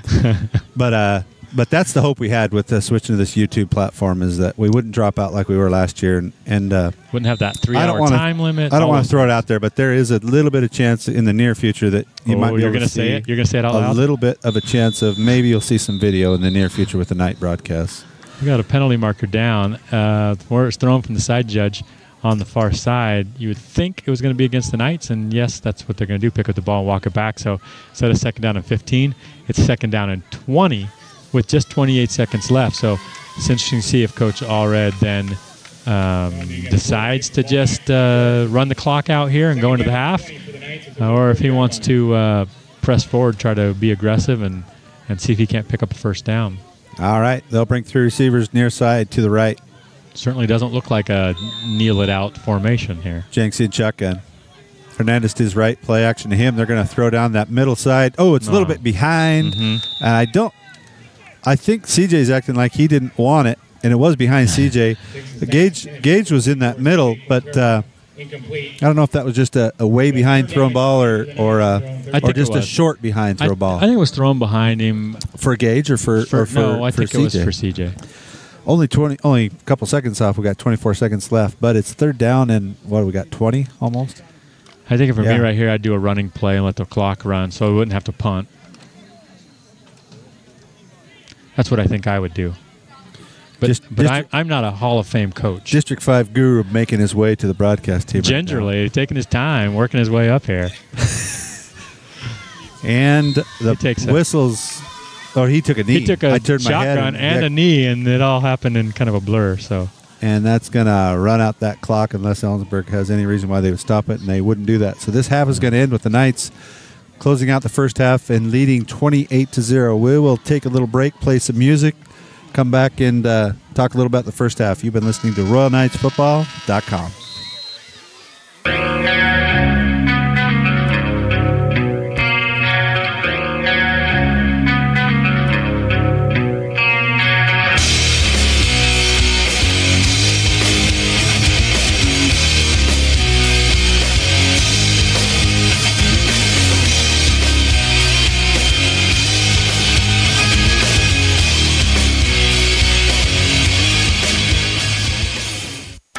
It takes more than just the ability to make good furniture to become the #1 selling brand of home furniture in North America. It takes quality, style, selection, and service. These are the 4 cornerstones you'll find in Ashley Furniture and available at Easy Home Furnishings. Offering financing OAC, rent to own with no credit checks and no credit hassles. It's so easy to shop at Easy Home Furnishings, 900 East Broadway in Moses Lake. Easy Home Furnishings, making it easy for you. Get the good stuff at Napa Auto Parts. We know you have a choice of where to go when it comes to get parts and accessories for your vehicle. We appreciate every time you choose Napa. More and more folks just like you are choosing Napa every day. And we like to think there are a couple of pretty good reasons for that, like Napa's quality parts, our national warranty program good at over 6,000 Napa stores, as well as thousands of Napa Auto Care centers. At Napa, you'll find quality, experienced people to help you find everything from which wiper blade or set of brakes is best for your vehicle to the best running board or shocks for your truck, SUV, or car. And when it comes to selection, we've got more different parts and accessories available than any other parts store, period. Go to Napa for quality parts, quality people, huge selection, and the best warranty in the business. Napa. Napa. Get the good stuff.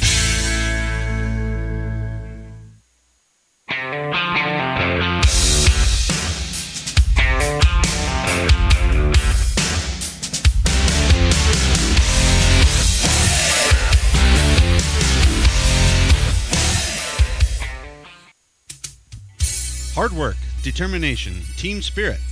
These are all qualities that put a winning team on the field, and the folks at Saddle Mountain Supply know something about a winning team. For over 30 years, Saddle Mountain Supply has worked hard to provide the highest level of service to the local community. They are determined to offer the best quality products at competitive prices, and they boast one of the top teams in the ag industry, ready to offer a helping hand or timely assistance. From bookwork to fieldwork, from accurate applications to reliable recommendations, Saddle Mountain Supply is committed to using the latest in technology and training to attend all your agronomic needs. Check out our website at www.performanceag.com for the latest in industry trends and market prices. Saddle Mountain Supply at performanceag.com. Quality you can count on, performance you can plan on.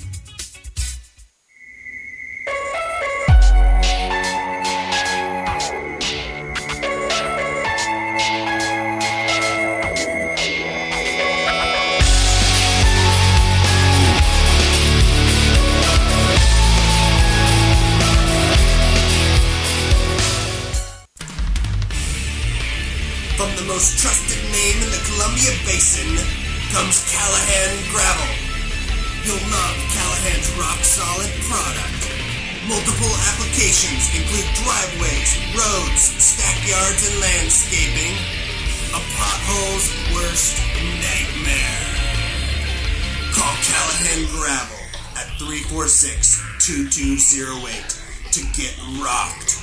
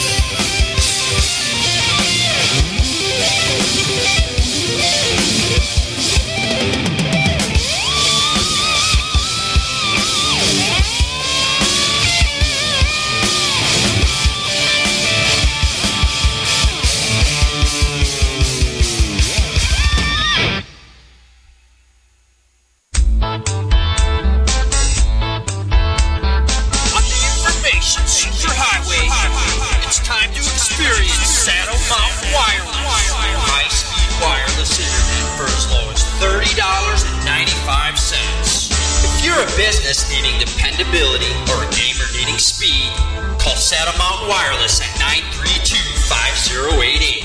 Saddle Mountain Wireless, 932-5088. Super fast internet is here.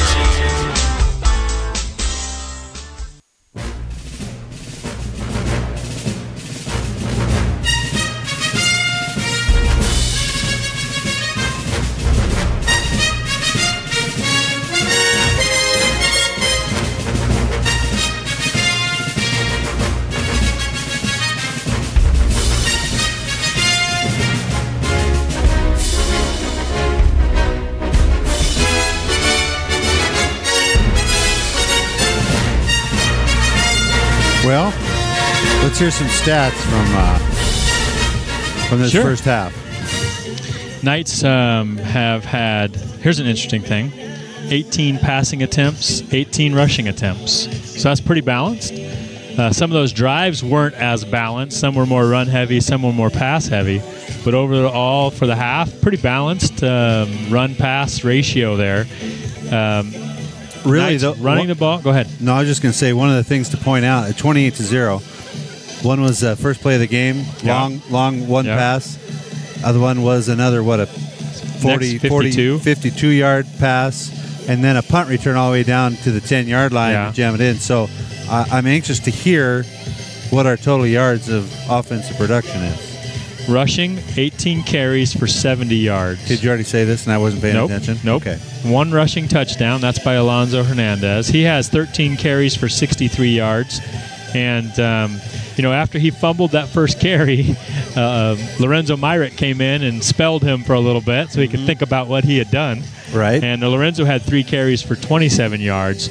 So should be 90 yards, except for there was 2 sacks that ended up being a 20-yard combined loss on those 2 sacks. So there was a couple times when they were able to get pressure on fourth down in both of those situations. Fourth and long, Ellensburg was able to get pressure on Sawyer and sack him. So those 20 negative yards bring that total down, but still a 4-yard per carry average.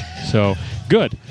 Passing, Sawyer has 8 completions on 18 attempts, so I know he'd like to get that number up. There was at least 2 I would consider drop passes. Yeah.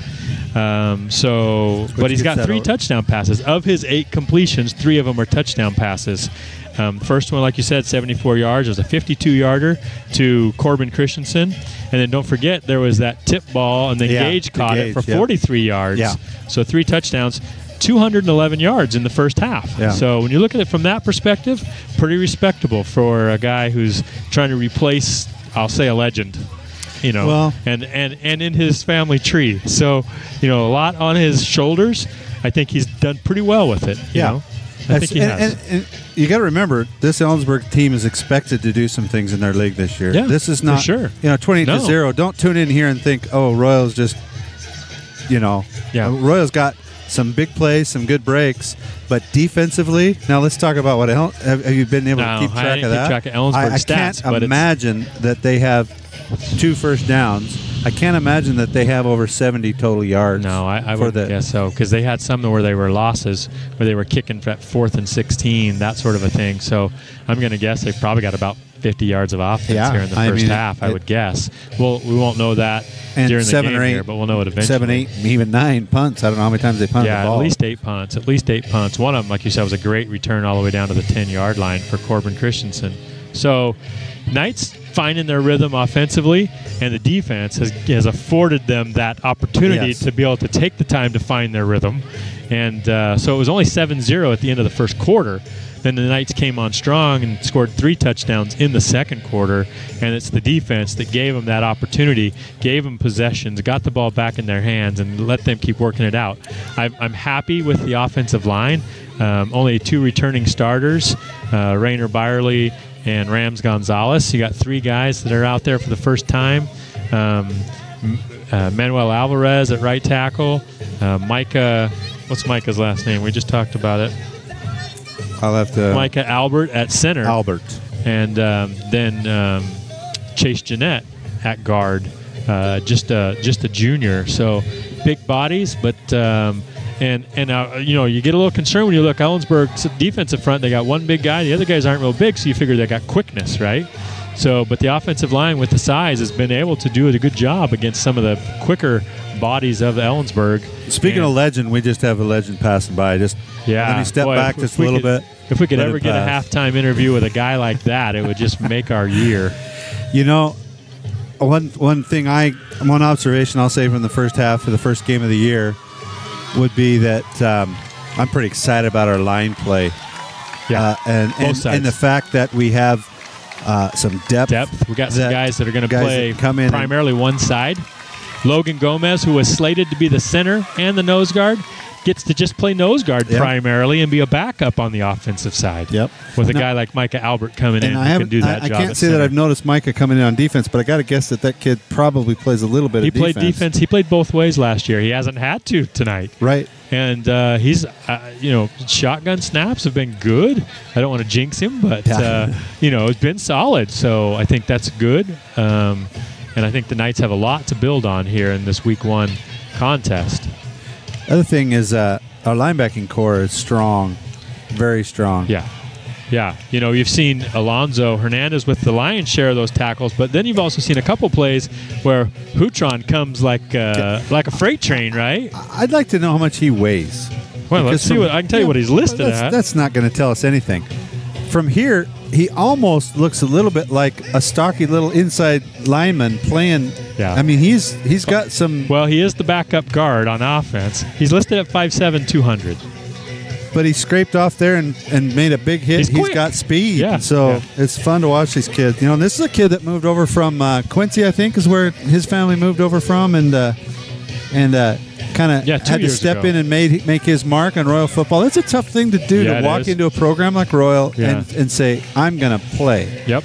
And all you have to do is shut your mouth. Well, I don't know that Javier shuts his mouth.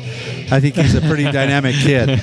But you've got to be able to play to get on the field at Royal. It's not. There's nothing given to any kid here at Royal. Right. At all. Absolutely. So Sawyer Jenks out there on the field warming up a little bit, throwing the ball around. Conferred starter status when he warms up. He doesn't have to catch the ball. If somebody catches it for him and hands it to him. He just does the throwing. So wouldn't want to hurt those nice soft hands. Well, we got 1:36 left to go until we're going to get this second half on our way. And I don't know if it's as loud in the broadcast with this music, but it's blaring down. I can't tell if we're... great music, though. Can't complain about the choice. That's true.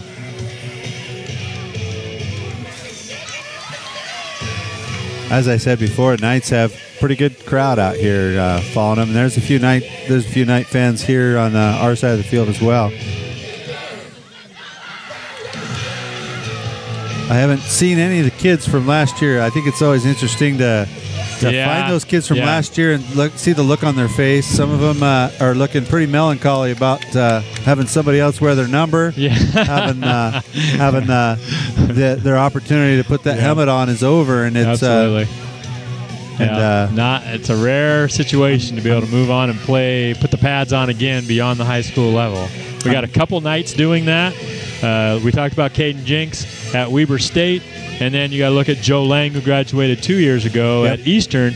They moved him from safety this year to a rover linebacker and want to work him in a little bit. So we'll see if he gets some playing time this year after he redshirted last year. Yeah, he has 4 years of eligibility left. That's a team that's ranked in the the top two. Is it number 2, number 3 in the country in their classification, the Eastern Eagles.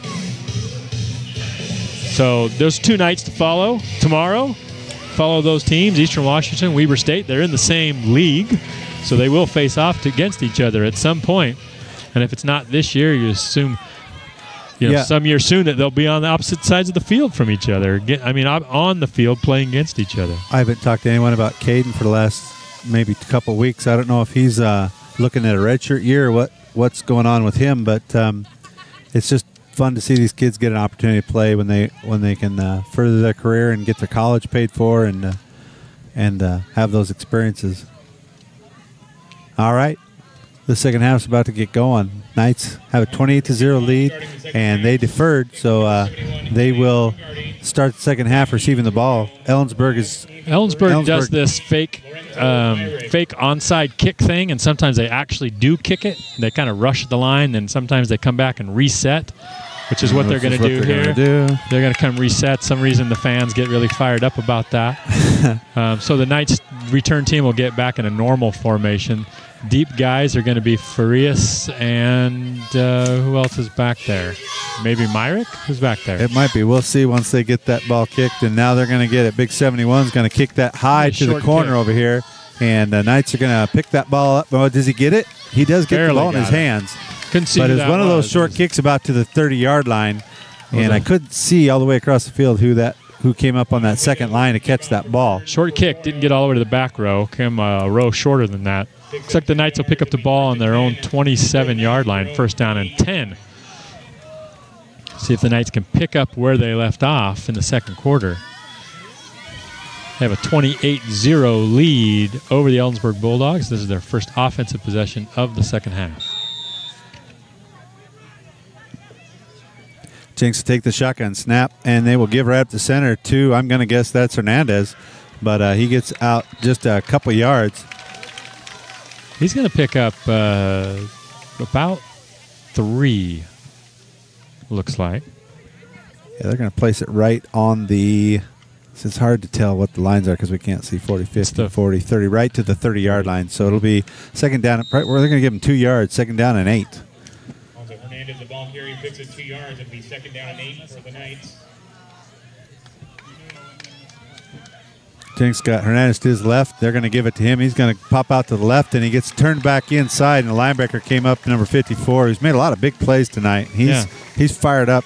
He's trying to get his teammate fired up. 54 is Brandon Melgard. He's a junior. And there's going to be a no gain there. Third down and 8. In fact, I would venture to say that the strength of this Ellensburg defense is in their defensive line. And some of that is in quickness, athletic bodies. Mm-hmm.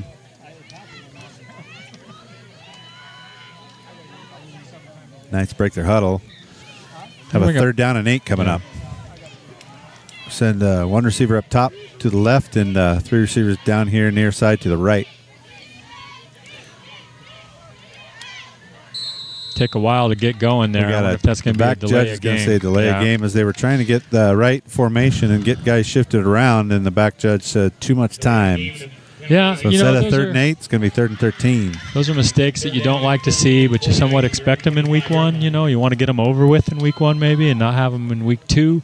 But instead of 3rd down and 8, it's going to be 3rd down and 13 here for the Knights. And after 2 running plays, you got to expect this is going to be a passing situation. As we are barely into the second half, 10 minutes and 33 seconds. 3rd down and 12 for the Knights from their own 25-yard line. Again, 3 receivers this side. They're going to throw back inside screen for Corbin Christian, and they're going to call roughing the quarterback. A flag on something. Is that what it is? Yeah, roughing the quarterback. He gets across to a first down yardage, but they're going to decline the penalty, is my guess, and they're going to pick up the yardage. I thought the trajectory of that flag came from the side, but it came from the back of the referee, and thought maybe they were calling illegal block on that inside pick to the 45. Well, we'll see. I may be wrong, but that's what it looked like to me. No, it's back in that area where that's what it would be, and the Knights going to decline that. They're almost acting like they're going to tack it on, but that's not what they're going to do. I don't think so. So from the 25 to the 44, but I think 19 actually yards. they are. I think maybe that's a high school rule where they actually add on personal foul, and they add it on, and we're going to move it all the way down near the 40-yard line. So the Knights going to cross midfield and get into Ellensburg territory. 4 catches, 91 yards on the night so far for Corbin Christensen. Roughing the passer added another 15 yards on the play. 15 yards, yeah, wow. I guess you don't have to decline it in order to get the yardage. The conglomeration of grid kids to professional rules, I never know what rules are anymore. So we really only have to know the grid kids rules. It's probably That's the same all the way through. So Jenks takes that shotgun snap, hands it off to Hernandez, and he just barrels across that left side forward for 8 or 9 yards. I think they're going to give him 9. We'll see what they mark it at. They got him down right about the 34, 33-yard line. They're going to give him 8. Give them 8, second down and 2.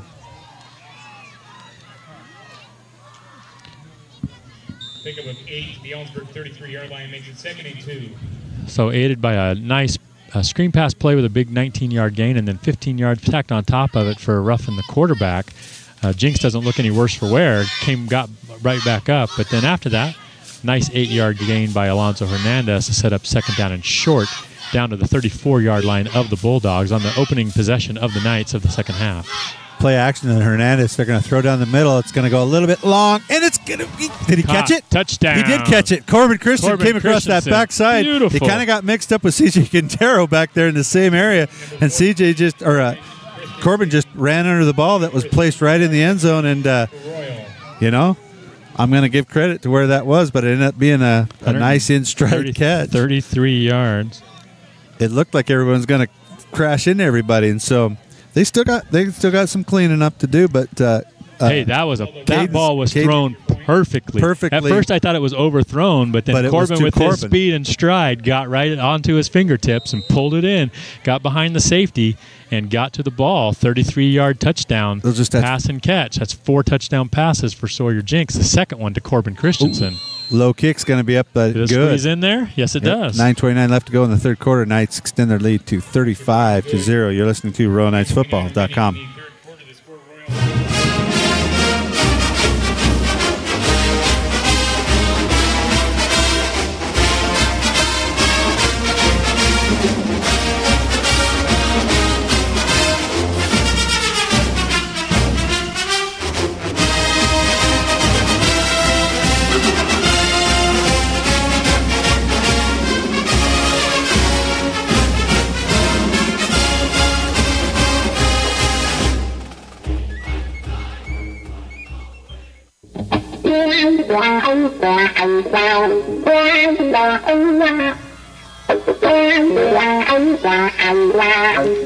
I wonder why Jimmy hadn't made his appearance yet. Yeah, I was saving him for the second half.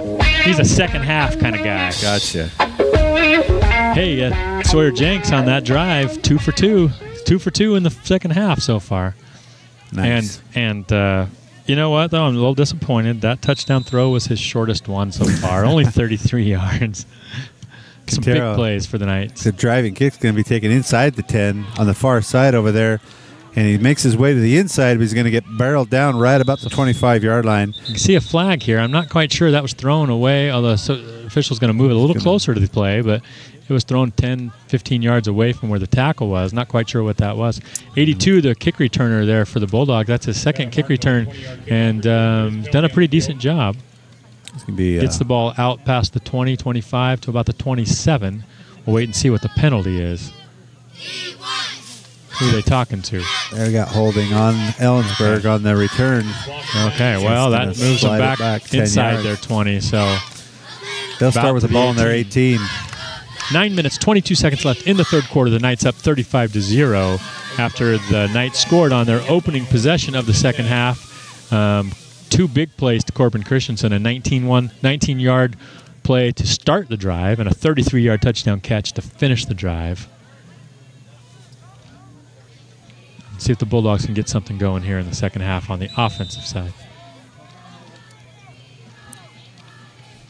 Helgeson takes that shot and sprints out to his left side. He's going to let it go down this far left side, and it's caught right on that outside, and he gets knocked out of bounds, steps out of bounds across midfield. I thought maybe I saw a flag fly back to the line of scrimmage, but there isn't. Who put that hit on? Because he threw a great ball with pressure in his face. And he got popped. Helgeson to number 6. And they're going Riley Seed. They're going to say he stepped out of bounds at the 50. So right when he caught it, he stepped out of bounds. Okay. So they moved the ball all the way out to the 50-yard line. So by far the biggest play by Ojeda on the coverage there, and that was a great ball with serious pressure in his face. Took a shot to get that ball off. Helgeson hands off to the running back. Has room on that left side, but the linebacker comes up and makes a good play. CJ Quintero helps him finish off. That's Farias. Farias wasn't even a linebacker. He came up from a safety spot. But he gets forward for about a 4-yard gain, second down and 6. Ball placed on the 40. Well, they're going to give him 5 yards. They're going to place that on the 45-yard line, second down and 5. Going to be 2nd and 5, Bulldogs. So they're inside Knight territory down to the 45-yard line.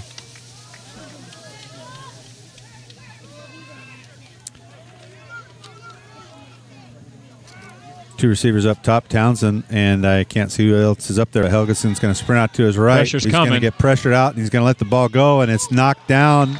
Great defense. And it is incomplete. That's going to be Lorenzo Myrick, Lorenzo I believe. Myrick really covered him tight, and as soon as that ball was there, he knocked that ball out. Yeah, that tomahawk chop on that ball knocked it loose. Yep. Going to be incomplete. Going to bring up 3rd down and 5 for the Bulldogs from the Royal Knight 45-yard line.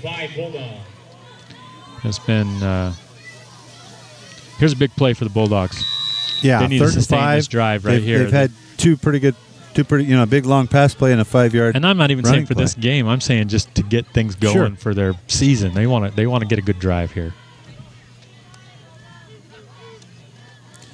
And they're going to flip that ball out to the side. They had some play action, but Helgeson had the ball. Well, now they're going to throw a cheap flag at the behest of I didn't see it. Sideline, but a little bit of scuffle there. A little bit of scuffle. What happened was they did play action, and Daniel had him around his feet, and he got the ball out. And I think Daniel had his head down, didn't even know whether he got the ball out. Right. And he just kept kind of wrestling him, and ultimately they're going to call unsportsmanlike personal foul on the Knights. Yeah. And they're going to live and learn. Live and learn. I don't think there's. I don't think Daniel Paxton has a malicious bone in his body. Yeah, but that doesn't mean he's a tough 15-yard penalty though. Football player, but that's not the kind of thing that he was. All the way down to the 30-yard line is going to give Ellensburg by far their best opportunity to score here tonight. All the way down to the 30-yard line of the Knights, and they'll take a penalty to help sustain the drive. They need to get in the end zone is what they need to do here.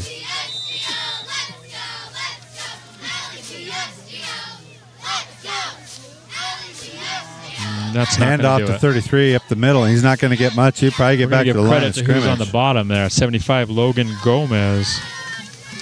That's Henry Reinhardt. Makes a nice tackle with the carry. Going to be a gain of any gain? No gain. No Second gain. down and 10. 8 minutes left to go in the third quarter. Eddie Cortez came from the linebacker spot to kind of ensure that tackle, but I'm giving credit to Logan Gomez, was the guy in the backfield down around his feet, making sure that when he fell forward, it was still just to the line of scrimmage.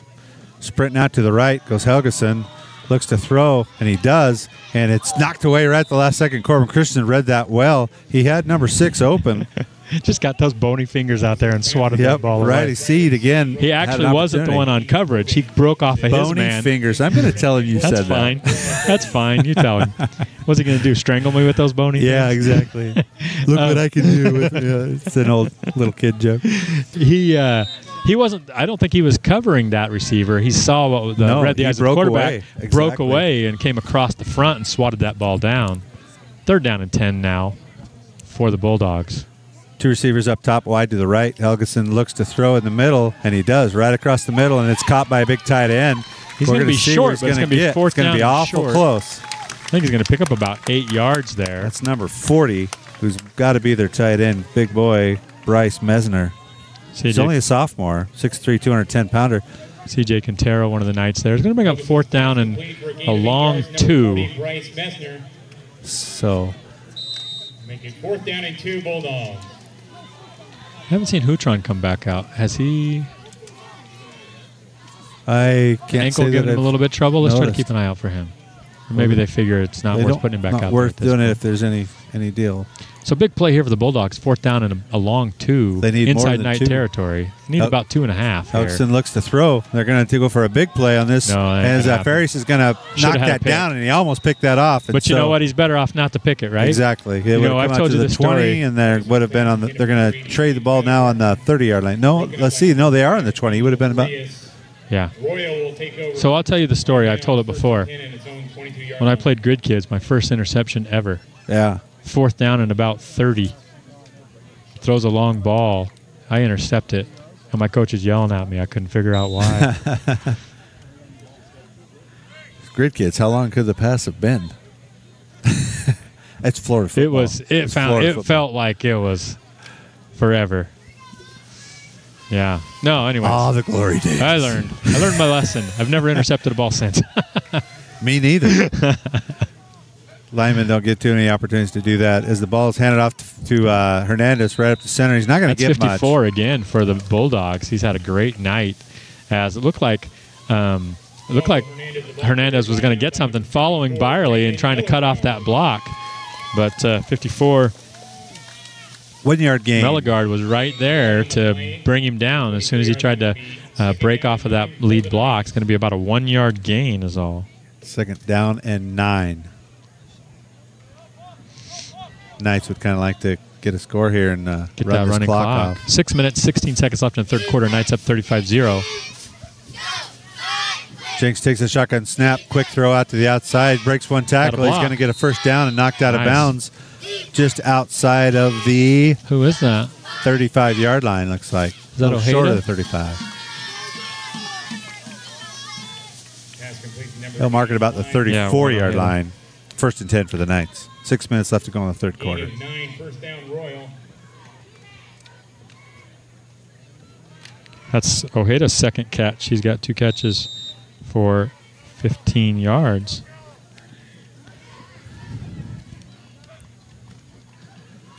Handoff up the middle. Wow. He's stacked up by, I want to say, number 60.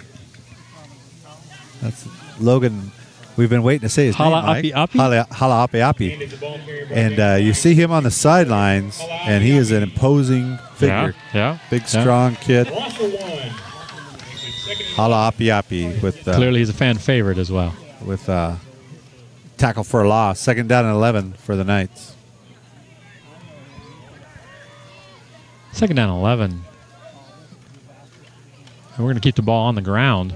Ooh, right up the middle as he breaks through and gets out for about a 7 or 8 yard run, maybe even 9 yards. We'll see where they mark it. He was, but that's 1 yard Hernandez. Behind, so Mellegard's got to have a dozen tackles so far. It's about a 9 yard carry.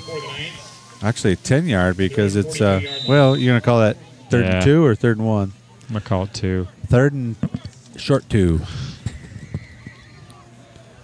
As Alonso's approaching the 100-yard mark, he's up about 83 yards of rushing offense so far tonight. Corbin Christensen isolated on his own down here. See if anything will happen. As they'll hand off to Hernandez to get that first down run across the 45-yard line out to the 46. So reset the sticks for the Knights. Going to pick up 4 yards. That's his 20th carry, so he's been a bit of a work. Was that Myrick? I think you're right. I think that was Myrick. Finally getting the ball again there. He picks up 4 yards. That moves him to 4 carries for 31 yards. First down and 10 for the Knights from their own 46-yard line. 4 minutes and 20 seconds left in the third quarter. Low snap, but Sawyer picks it up, hands it off to Myrick again, busts up the middle for about 8 or 9 yard run. 8 yards. 8 yards. So this is the Lorenzo Myrick drive here, giving Alonso a little bit of a breather. And there's not much drop off, especially in speed. Yeah, Lorenzo. especially in speed. He's not as bulky, but he's shifty, that's for sure. Athletic kid. Yeah. You can play quarterback, you can play receiver, you can play running back, you can put him wherever you want to put him. And he's only a sophomore. Am I right? Yeah. That's right. Here he is again. Give to him. He's going to cross that corner and get the first down run down near the 40-yard line. Dang, near 5 yards. It's officially be 4 yards on that carry. Just short of the 40. Place it on the 41-yard line. First and 10. 3:45 left to go in the third quarter. Knights driving into Ellensburg territory. Yeah, a bit of a clock-eating drive here for the Knights.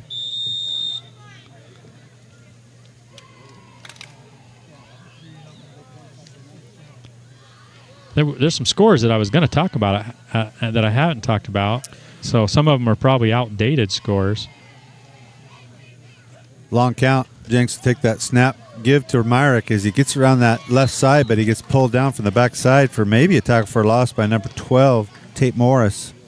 Yeah, they're going to mark him back a yard. Yeah, he's going to lose a yard. Yeah. 12, Tate Morris. Loss of 2. Second and 12 at the Bulldogs' 42-yard line. Yeah, well, loss of 1 really, but second down and 11. take the show here for a minute. I got to respond to somebody. Gotcha.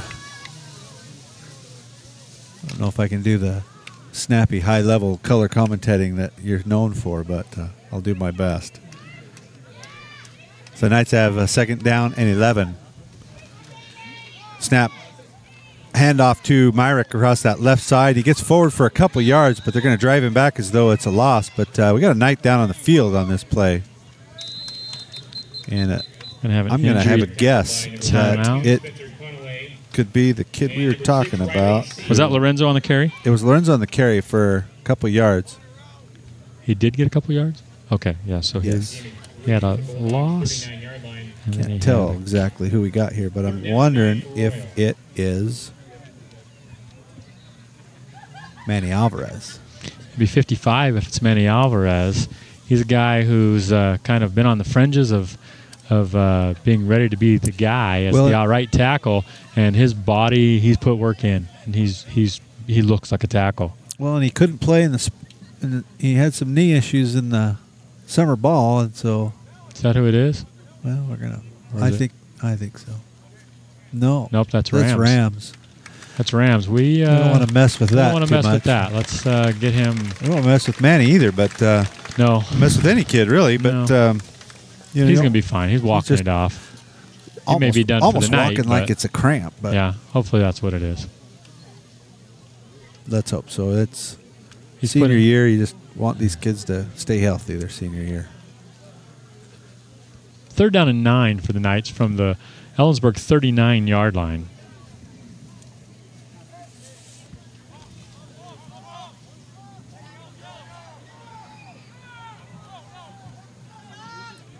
Knights will bring 2 receivers near side to the right. Jakes will have Myrick to his left in the backfield.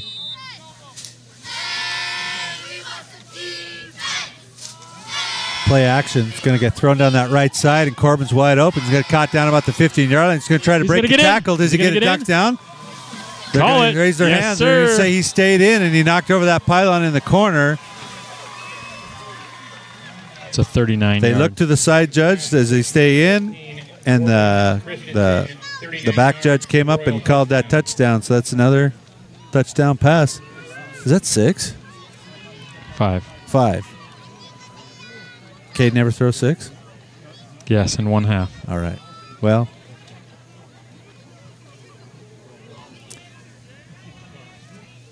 Sawyers needs to walk away from this game very pleased with some of the things he's done. I would say he's 4 for 4. I think he's 4 for 4 in the second half. Yeah. A little bit of a side snap, but brought over by Corbin. Looks like the kick is up and good. 2:22 left to go in the half. We're going to have a running clock, folks. It's 42-0. You're listening to RoyalKnightsFootball.com.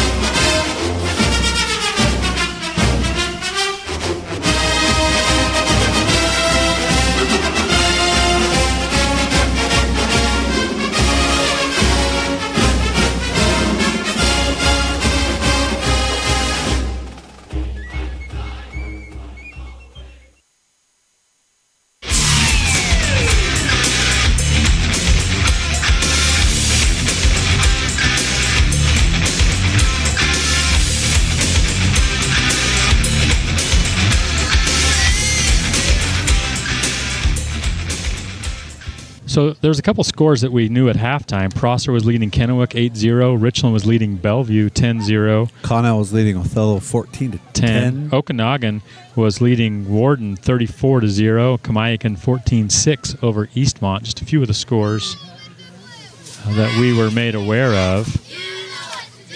Was Othello up at Eastern Camp? No. Did they generally go there? They weren't. Kick back to about the 10. Townsend's trying to take it right up the middle, and he gets met by Houtron. You asked if he is in there? He's in. He's in.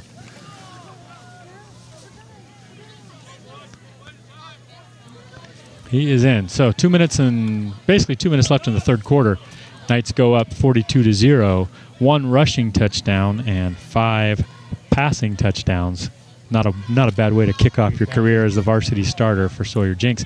That throw was beautiful. His last 2 touchdown passes. He's got 2 touchdown passes in this half, and both of them were beautiful, on the money.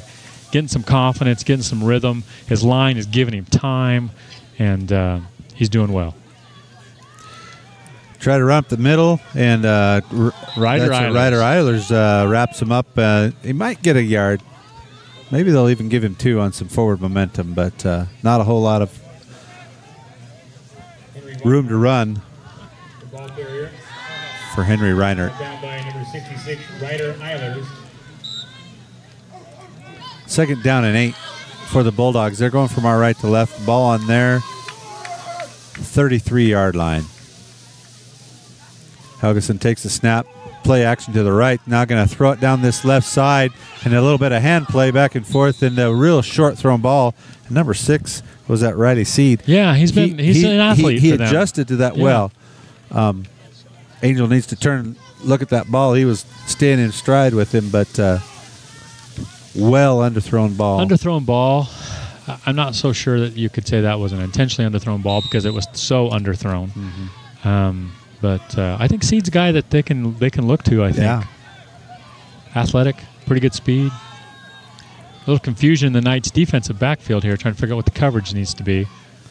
Helgeson's going to sprint out to his right, and who is that? Wow. Because that was great. But he does complete the pass, that big number 40, maybe for a yard or 2 gain. Who was that? Was that Hutron?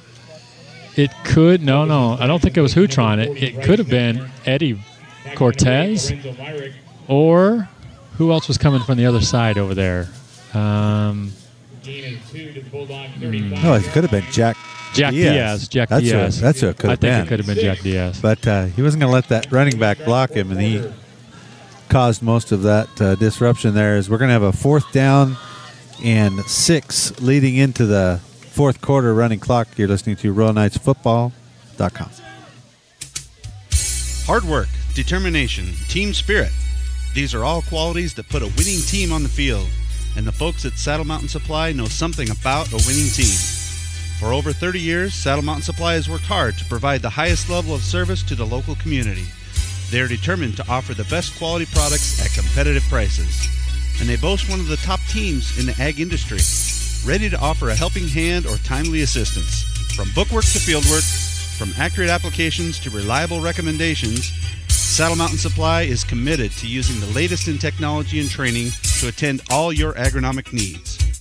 Check out our website at www.performanceag.com for the latest in industry trends and market prices. Saddle Mountain Supply at performanceag.com. Quality you can count on, performance you can plan on. Kamiakins leading Eastmont 21-7 in the 3rd quarter. See what else I can figure out. So we're going to have a punt, 4th and about 6, long 6. They switch sides. Ellensburg is now going from our left to right. Knights will send Angel Farias back to receive this punt. Bellevue taking a 21-17 lead. Oh.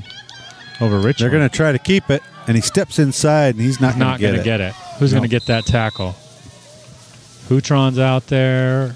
That's going to be Ryder Eilers, isn't it? Yep. Forced him out. I like the call. I like the call. Yeah. No, I do too. I'm not faulting him for that, so, for sure.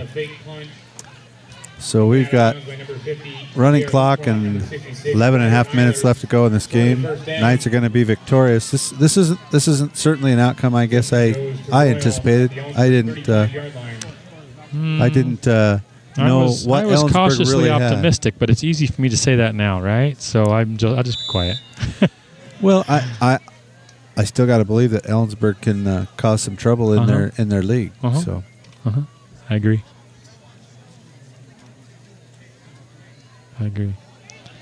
Meridian, who's Meridian playing? 14-14 at the half. Meridian has a pretty good quarterback. Is that right? Yeah. It's not a Slesk, is it? No, he just committed to Eastern. Not a Slesk. I think they're out of Slesks, aren't they? Yep, they might have. We might have That's Tyler Allred. We might have Tyler Allred in the game here. Lorenzo Myrick on the carry. That's his 9th carry. And how many yards are they going to give him on that? We got a flag? Looks like we might have a... 12 yards to the Ellensburg 23-yard line. Nope, I don't think... Oh, that's the ball he's standing over. I thought he was standing over a flag. Yep, that's the first down, all the way down inside How many yards was that on that carry? I'm slacking. About 11 yards, I think. 1st and 10. Tyler Howard, the quarterback now, and has to pick up the ball up and make something happen. He's going to go inside and out, and he's going to get brought down after a pretty good gain. Tyler going to make something happen. Tyler sat out. Tyler's fresh. He sat out all last year. In fact, as the C-Squad quarterback last year, in this opening game against Ellensburg, he broke his ankle. Yep. Pretty nasty. Sat out all year. Sat out during basketball season. Got to play a little bit during baseball season, and he's worked on his that physical therapy and everything all summer, and he's ready to go. We can rebuild him. Yeah, we can rebuild him. That was a 5-yard carry. Bigger, stronger, faster. No. See, that shows how old I am. Well, and there's a good gene pool he's working with too. Handoff number 27. I got to see who that is. I'm not sure who that is, but he's going to get around that outside. But the flags are flying. I think it's going to come back. Tucker Jeanette getting that run. Tucker Jeanette is a burner. Tucker Jeanette is a freshman, second fastest kid on the team. And when I say second fastest, only by a hair is he not the fastest kid on the team. And that everything indicates that that's a false start on the Knights. That's going to come back 5 yards. So we're going to have a second down and about 9. And they do stop the clock on penalties. They will. Do they stop it on penalties? I'm not sure you're supposed to. It stopped. Okanagan 49, Warden 6 as a final.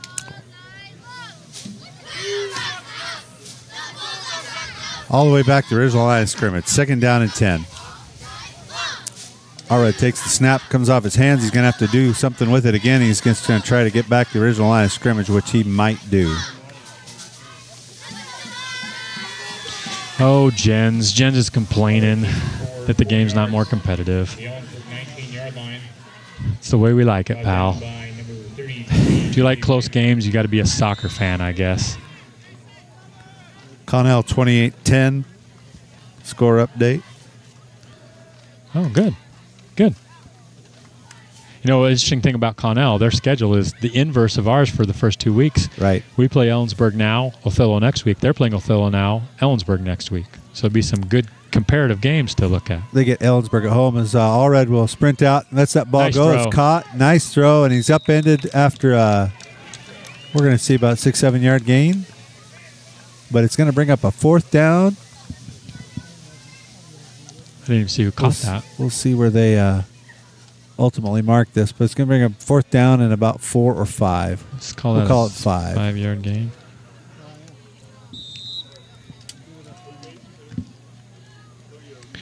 So we're in the running clock here. The Knights up 42-0, just under 8 minutes left in the game. 4th down and 5 for the Knights. They'll go for it. No reason not to. Too long to kick, too short to punt. 3 receivers near side to the left. Allred takes the snap, play action. He's going to keep it up the middle, but those big varsity linemen are going to overpower those JV guys that are in there now, and it's going to turn the ball over on downs. First down, Bulldogs.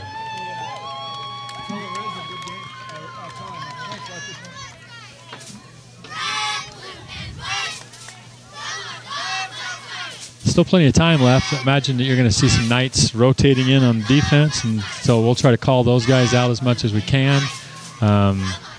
Before Logan Gilbert, number 35, CJ Carrillo, number 19, Ty Miller, tall outside linebacker there, getting some varsity time. Didn't play last year, just a sophomore. Yep. Handoff up the middle for Ellensburg, but they've held him back pretty well. He might get a yard gain, but so that's Ryder Eilers getting up from the bottom of that. He's had a great performance. What's Ryder listed as? Have we talked about that? 5'9", 230. Yeah. Makes it 2nd down and 8 for the Bulldogs with their own 23-yard Jack line. Diaz into the game, outside linebacker.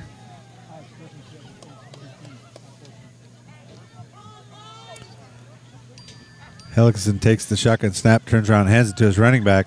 Right up the middle again. Might get another yard or two at the most. Knights cut him down. That's Reinert carrying the ball still. Number 40, Elber Padilla into the game. Going to come out near the 25-yard line. 3rd down and about 7.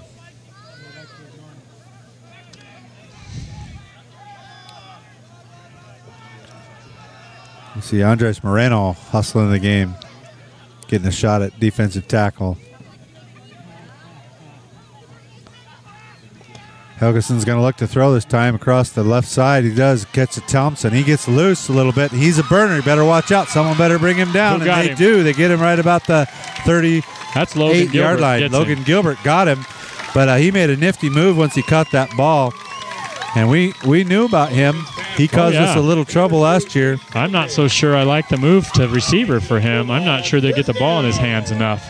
I think he's a heck of a playmaker, and that running back, you know, that he got that opportunity. Now he's got to depend on quarterback to make good throws and all that kind of stuff, to where as a running back, you just put the ball in his hands. He's been having calf cramps, and he's making his way off the field here. He's been tapping his head going, he's really been suffering the second half with cramps, and they're going to hand off to number 5 on the left side. He's got room to run. He's going to go all the way across for first down yardage down inside the 25-yard line. Obviously, the biggest play of the game for the Bulldogs was that one with Townsend. Nice catch, nice yards after the catch to move the ball pretty good ways into Knight territory. Now they got the ball after a running play down to the 24-yard line of the Knights. 4 minutes and 25 seconds left. They trail the Knights 42-0, but it would be a good confidence builder for them to be able to punch the ball into the end zone here. Helgeson takes that snap, is going to keep it, roll out to his right side this time. Looks to throw, and he does, and it's knocked down. Really nice by. We got to recognize who that is. That's Ty Miller. Really good job by Ty coming across and Ty Miller knocking that down. Takes 2 steps. I know it's Ty Miller. He walks like Ty Miller. Maybe like his dad? Like his dad. Except for he's much more handsome. Much more, huh? Danny was one of our kickoff gunners we used to like to watch back in the day. Helgeson takes that snap, hands off. The ball's on the ground, and the Knights are going to get the ball. Boy, you got young guys in there. Boy, if they would have scooped that up, a seasoned guy would have scooped that up, and they would have looks like it's Eddie Cortez that falls on it just because he sees it there and wants to make sure we get it. Oh boy! But then, wow, if he'd have had awareness, he'd have scooped and scored that baby. Because Helgeson was the only guy back there, and Helgeson, in frustration, had kind of turned and walked away a little bit. Brother. So the Knights will have the ball with 3 minutes running left. Hey, let's talk a little bit about a Performance Egg, that performer of the game, because we need to talk about Performance Egg because they're who provides this USB card for these away games, and we had to do a little switching and fixing this week to get that figured out. We appreciate all the work that was done to do that. You know those guys very well? I know them real well. Yeah. Tyler Allred takes that snap, going to hand off to Tucker Jeanette. He wants to get loose, but he's going to get bundled up by too many guys, but he gets forward for about 5 yards.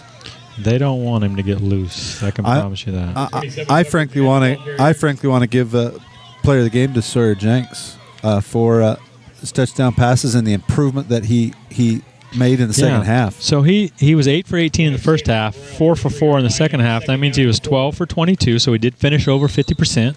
He had 5 touchdown throws, and the other guy you talk about 300 plus yards. Oh. Yeah, I can actually work that up a little bit because he's done, right? Well, you could talk about, obviously, Alonzo Hernandez as well. You can talk about Alonzo. You can talk about Corbin Christensen, 6 catches for 163 yards and 3 touchdowns. So, yeah, that's nothing to shake a stick at either. That's true. I didn't even think about that. I'll do a little Corbin's going to get his shot at plenty of players of games, and I think Sawyer's going to get his shot at those. And we try to recognize all these kids. It's a good start for the season. These guys... 311 yards passing. Yeah. 311 yards passing. That's 211 in the first half, another 100 in the second half, so he's 4 for 4. 2 touchdowns and 100 yards in the second half. They're down and short. Knights are kind of taking as much time as they can. The coaches are just trying to get a few more plays for these young guys and honorably end this game. As Allred will just keep it up to center. He'll pick up the first down. And he gets back just across the first down. He needed 1. He's going to get 1.5. Allred with the keeper. This will give him some confidence. His experience in high school has been about a quarter of play, and wasn't it in the first half that he heard? He's coming out, and Corbin's younger brother Caleb Christensen coming in at quarterback. Awesome. So he'll get to run a play or two. I imagine nothing very aggressive.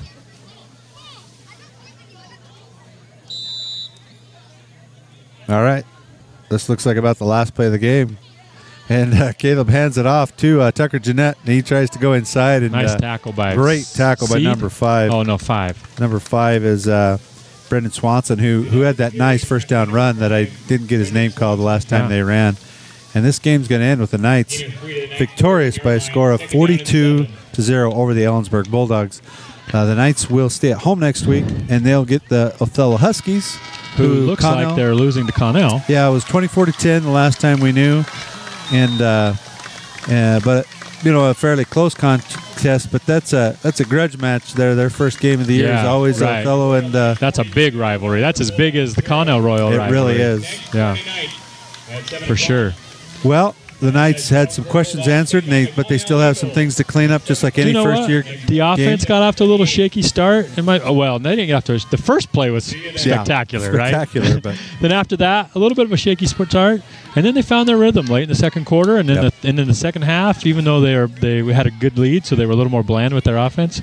They started firing on cylinders. Sawyer hit 4 for 4, 2 touchdowns, 100 yards, finished with over 300 yards passing in the game for his first career start as a varsity quarterback, and great defense all around them. Really great defense. Gave him the opportunity he needed to feel comfortable and not too much pressure to force things and have to score a lot of points, and it just came to him as the game progressed. So that was a question mark the Knights had. I think it was answered. Yep. And we'll stay home next week and see the Othello Huskies come to us. Be there if you can. If not, pass the word. Hopefully we're at RoyalKnights.com by next week, but keep your eye on social media. We'll get the word out there. It looks like plenty of people found out tonight where we were new, and that's so when you say we're going to be at RoyalKnights.com hopefully next week, we're still going to be in this YouTube live format. Yeah. But we're hoping that the RoyalKnightsFootball.com is a link that will take you directly to that. That we will A have lot of you have used that link in the past. We want to own that link, and we're working on that. So there'll be a couple ways to get to us, but ultimately it's all going to be through this YouTube live format, which we think has been a success this first week. So we'll stick with it. Yep. Teams finish shaking hands, and Knights are going to gather in that south end zone and talk about the good things that happened here and celebrate this 42-0 victory over the Ellensburg Bulldogs. We'll see you next week against Othello. You've been listening to RoyalKnightsFootball.com.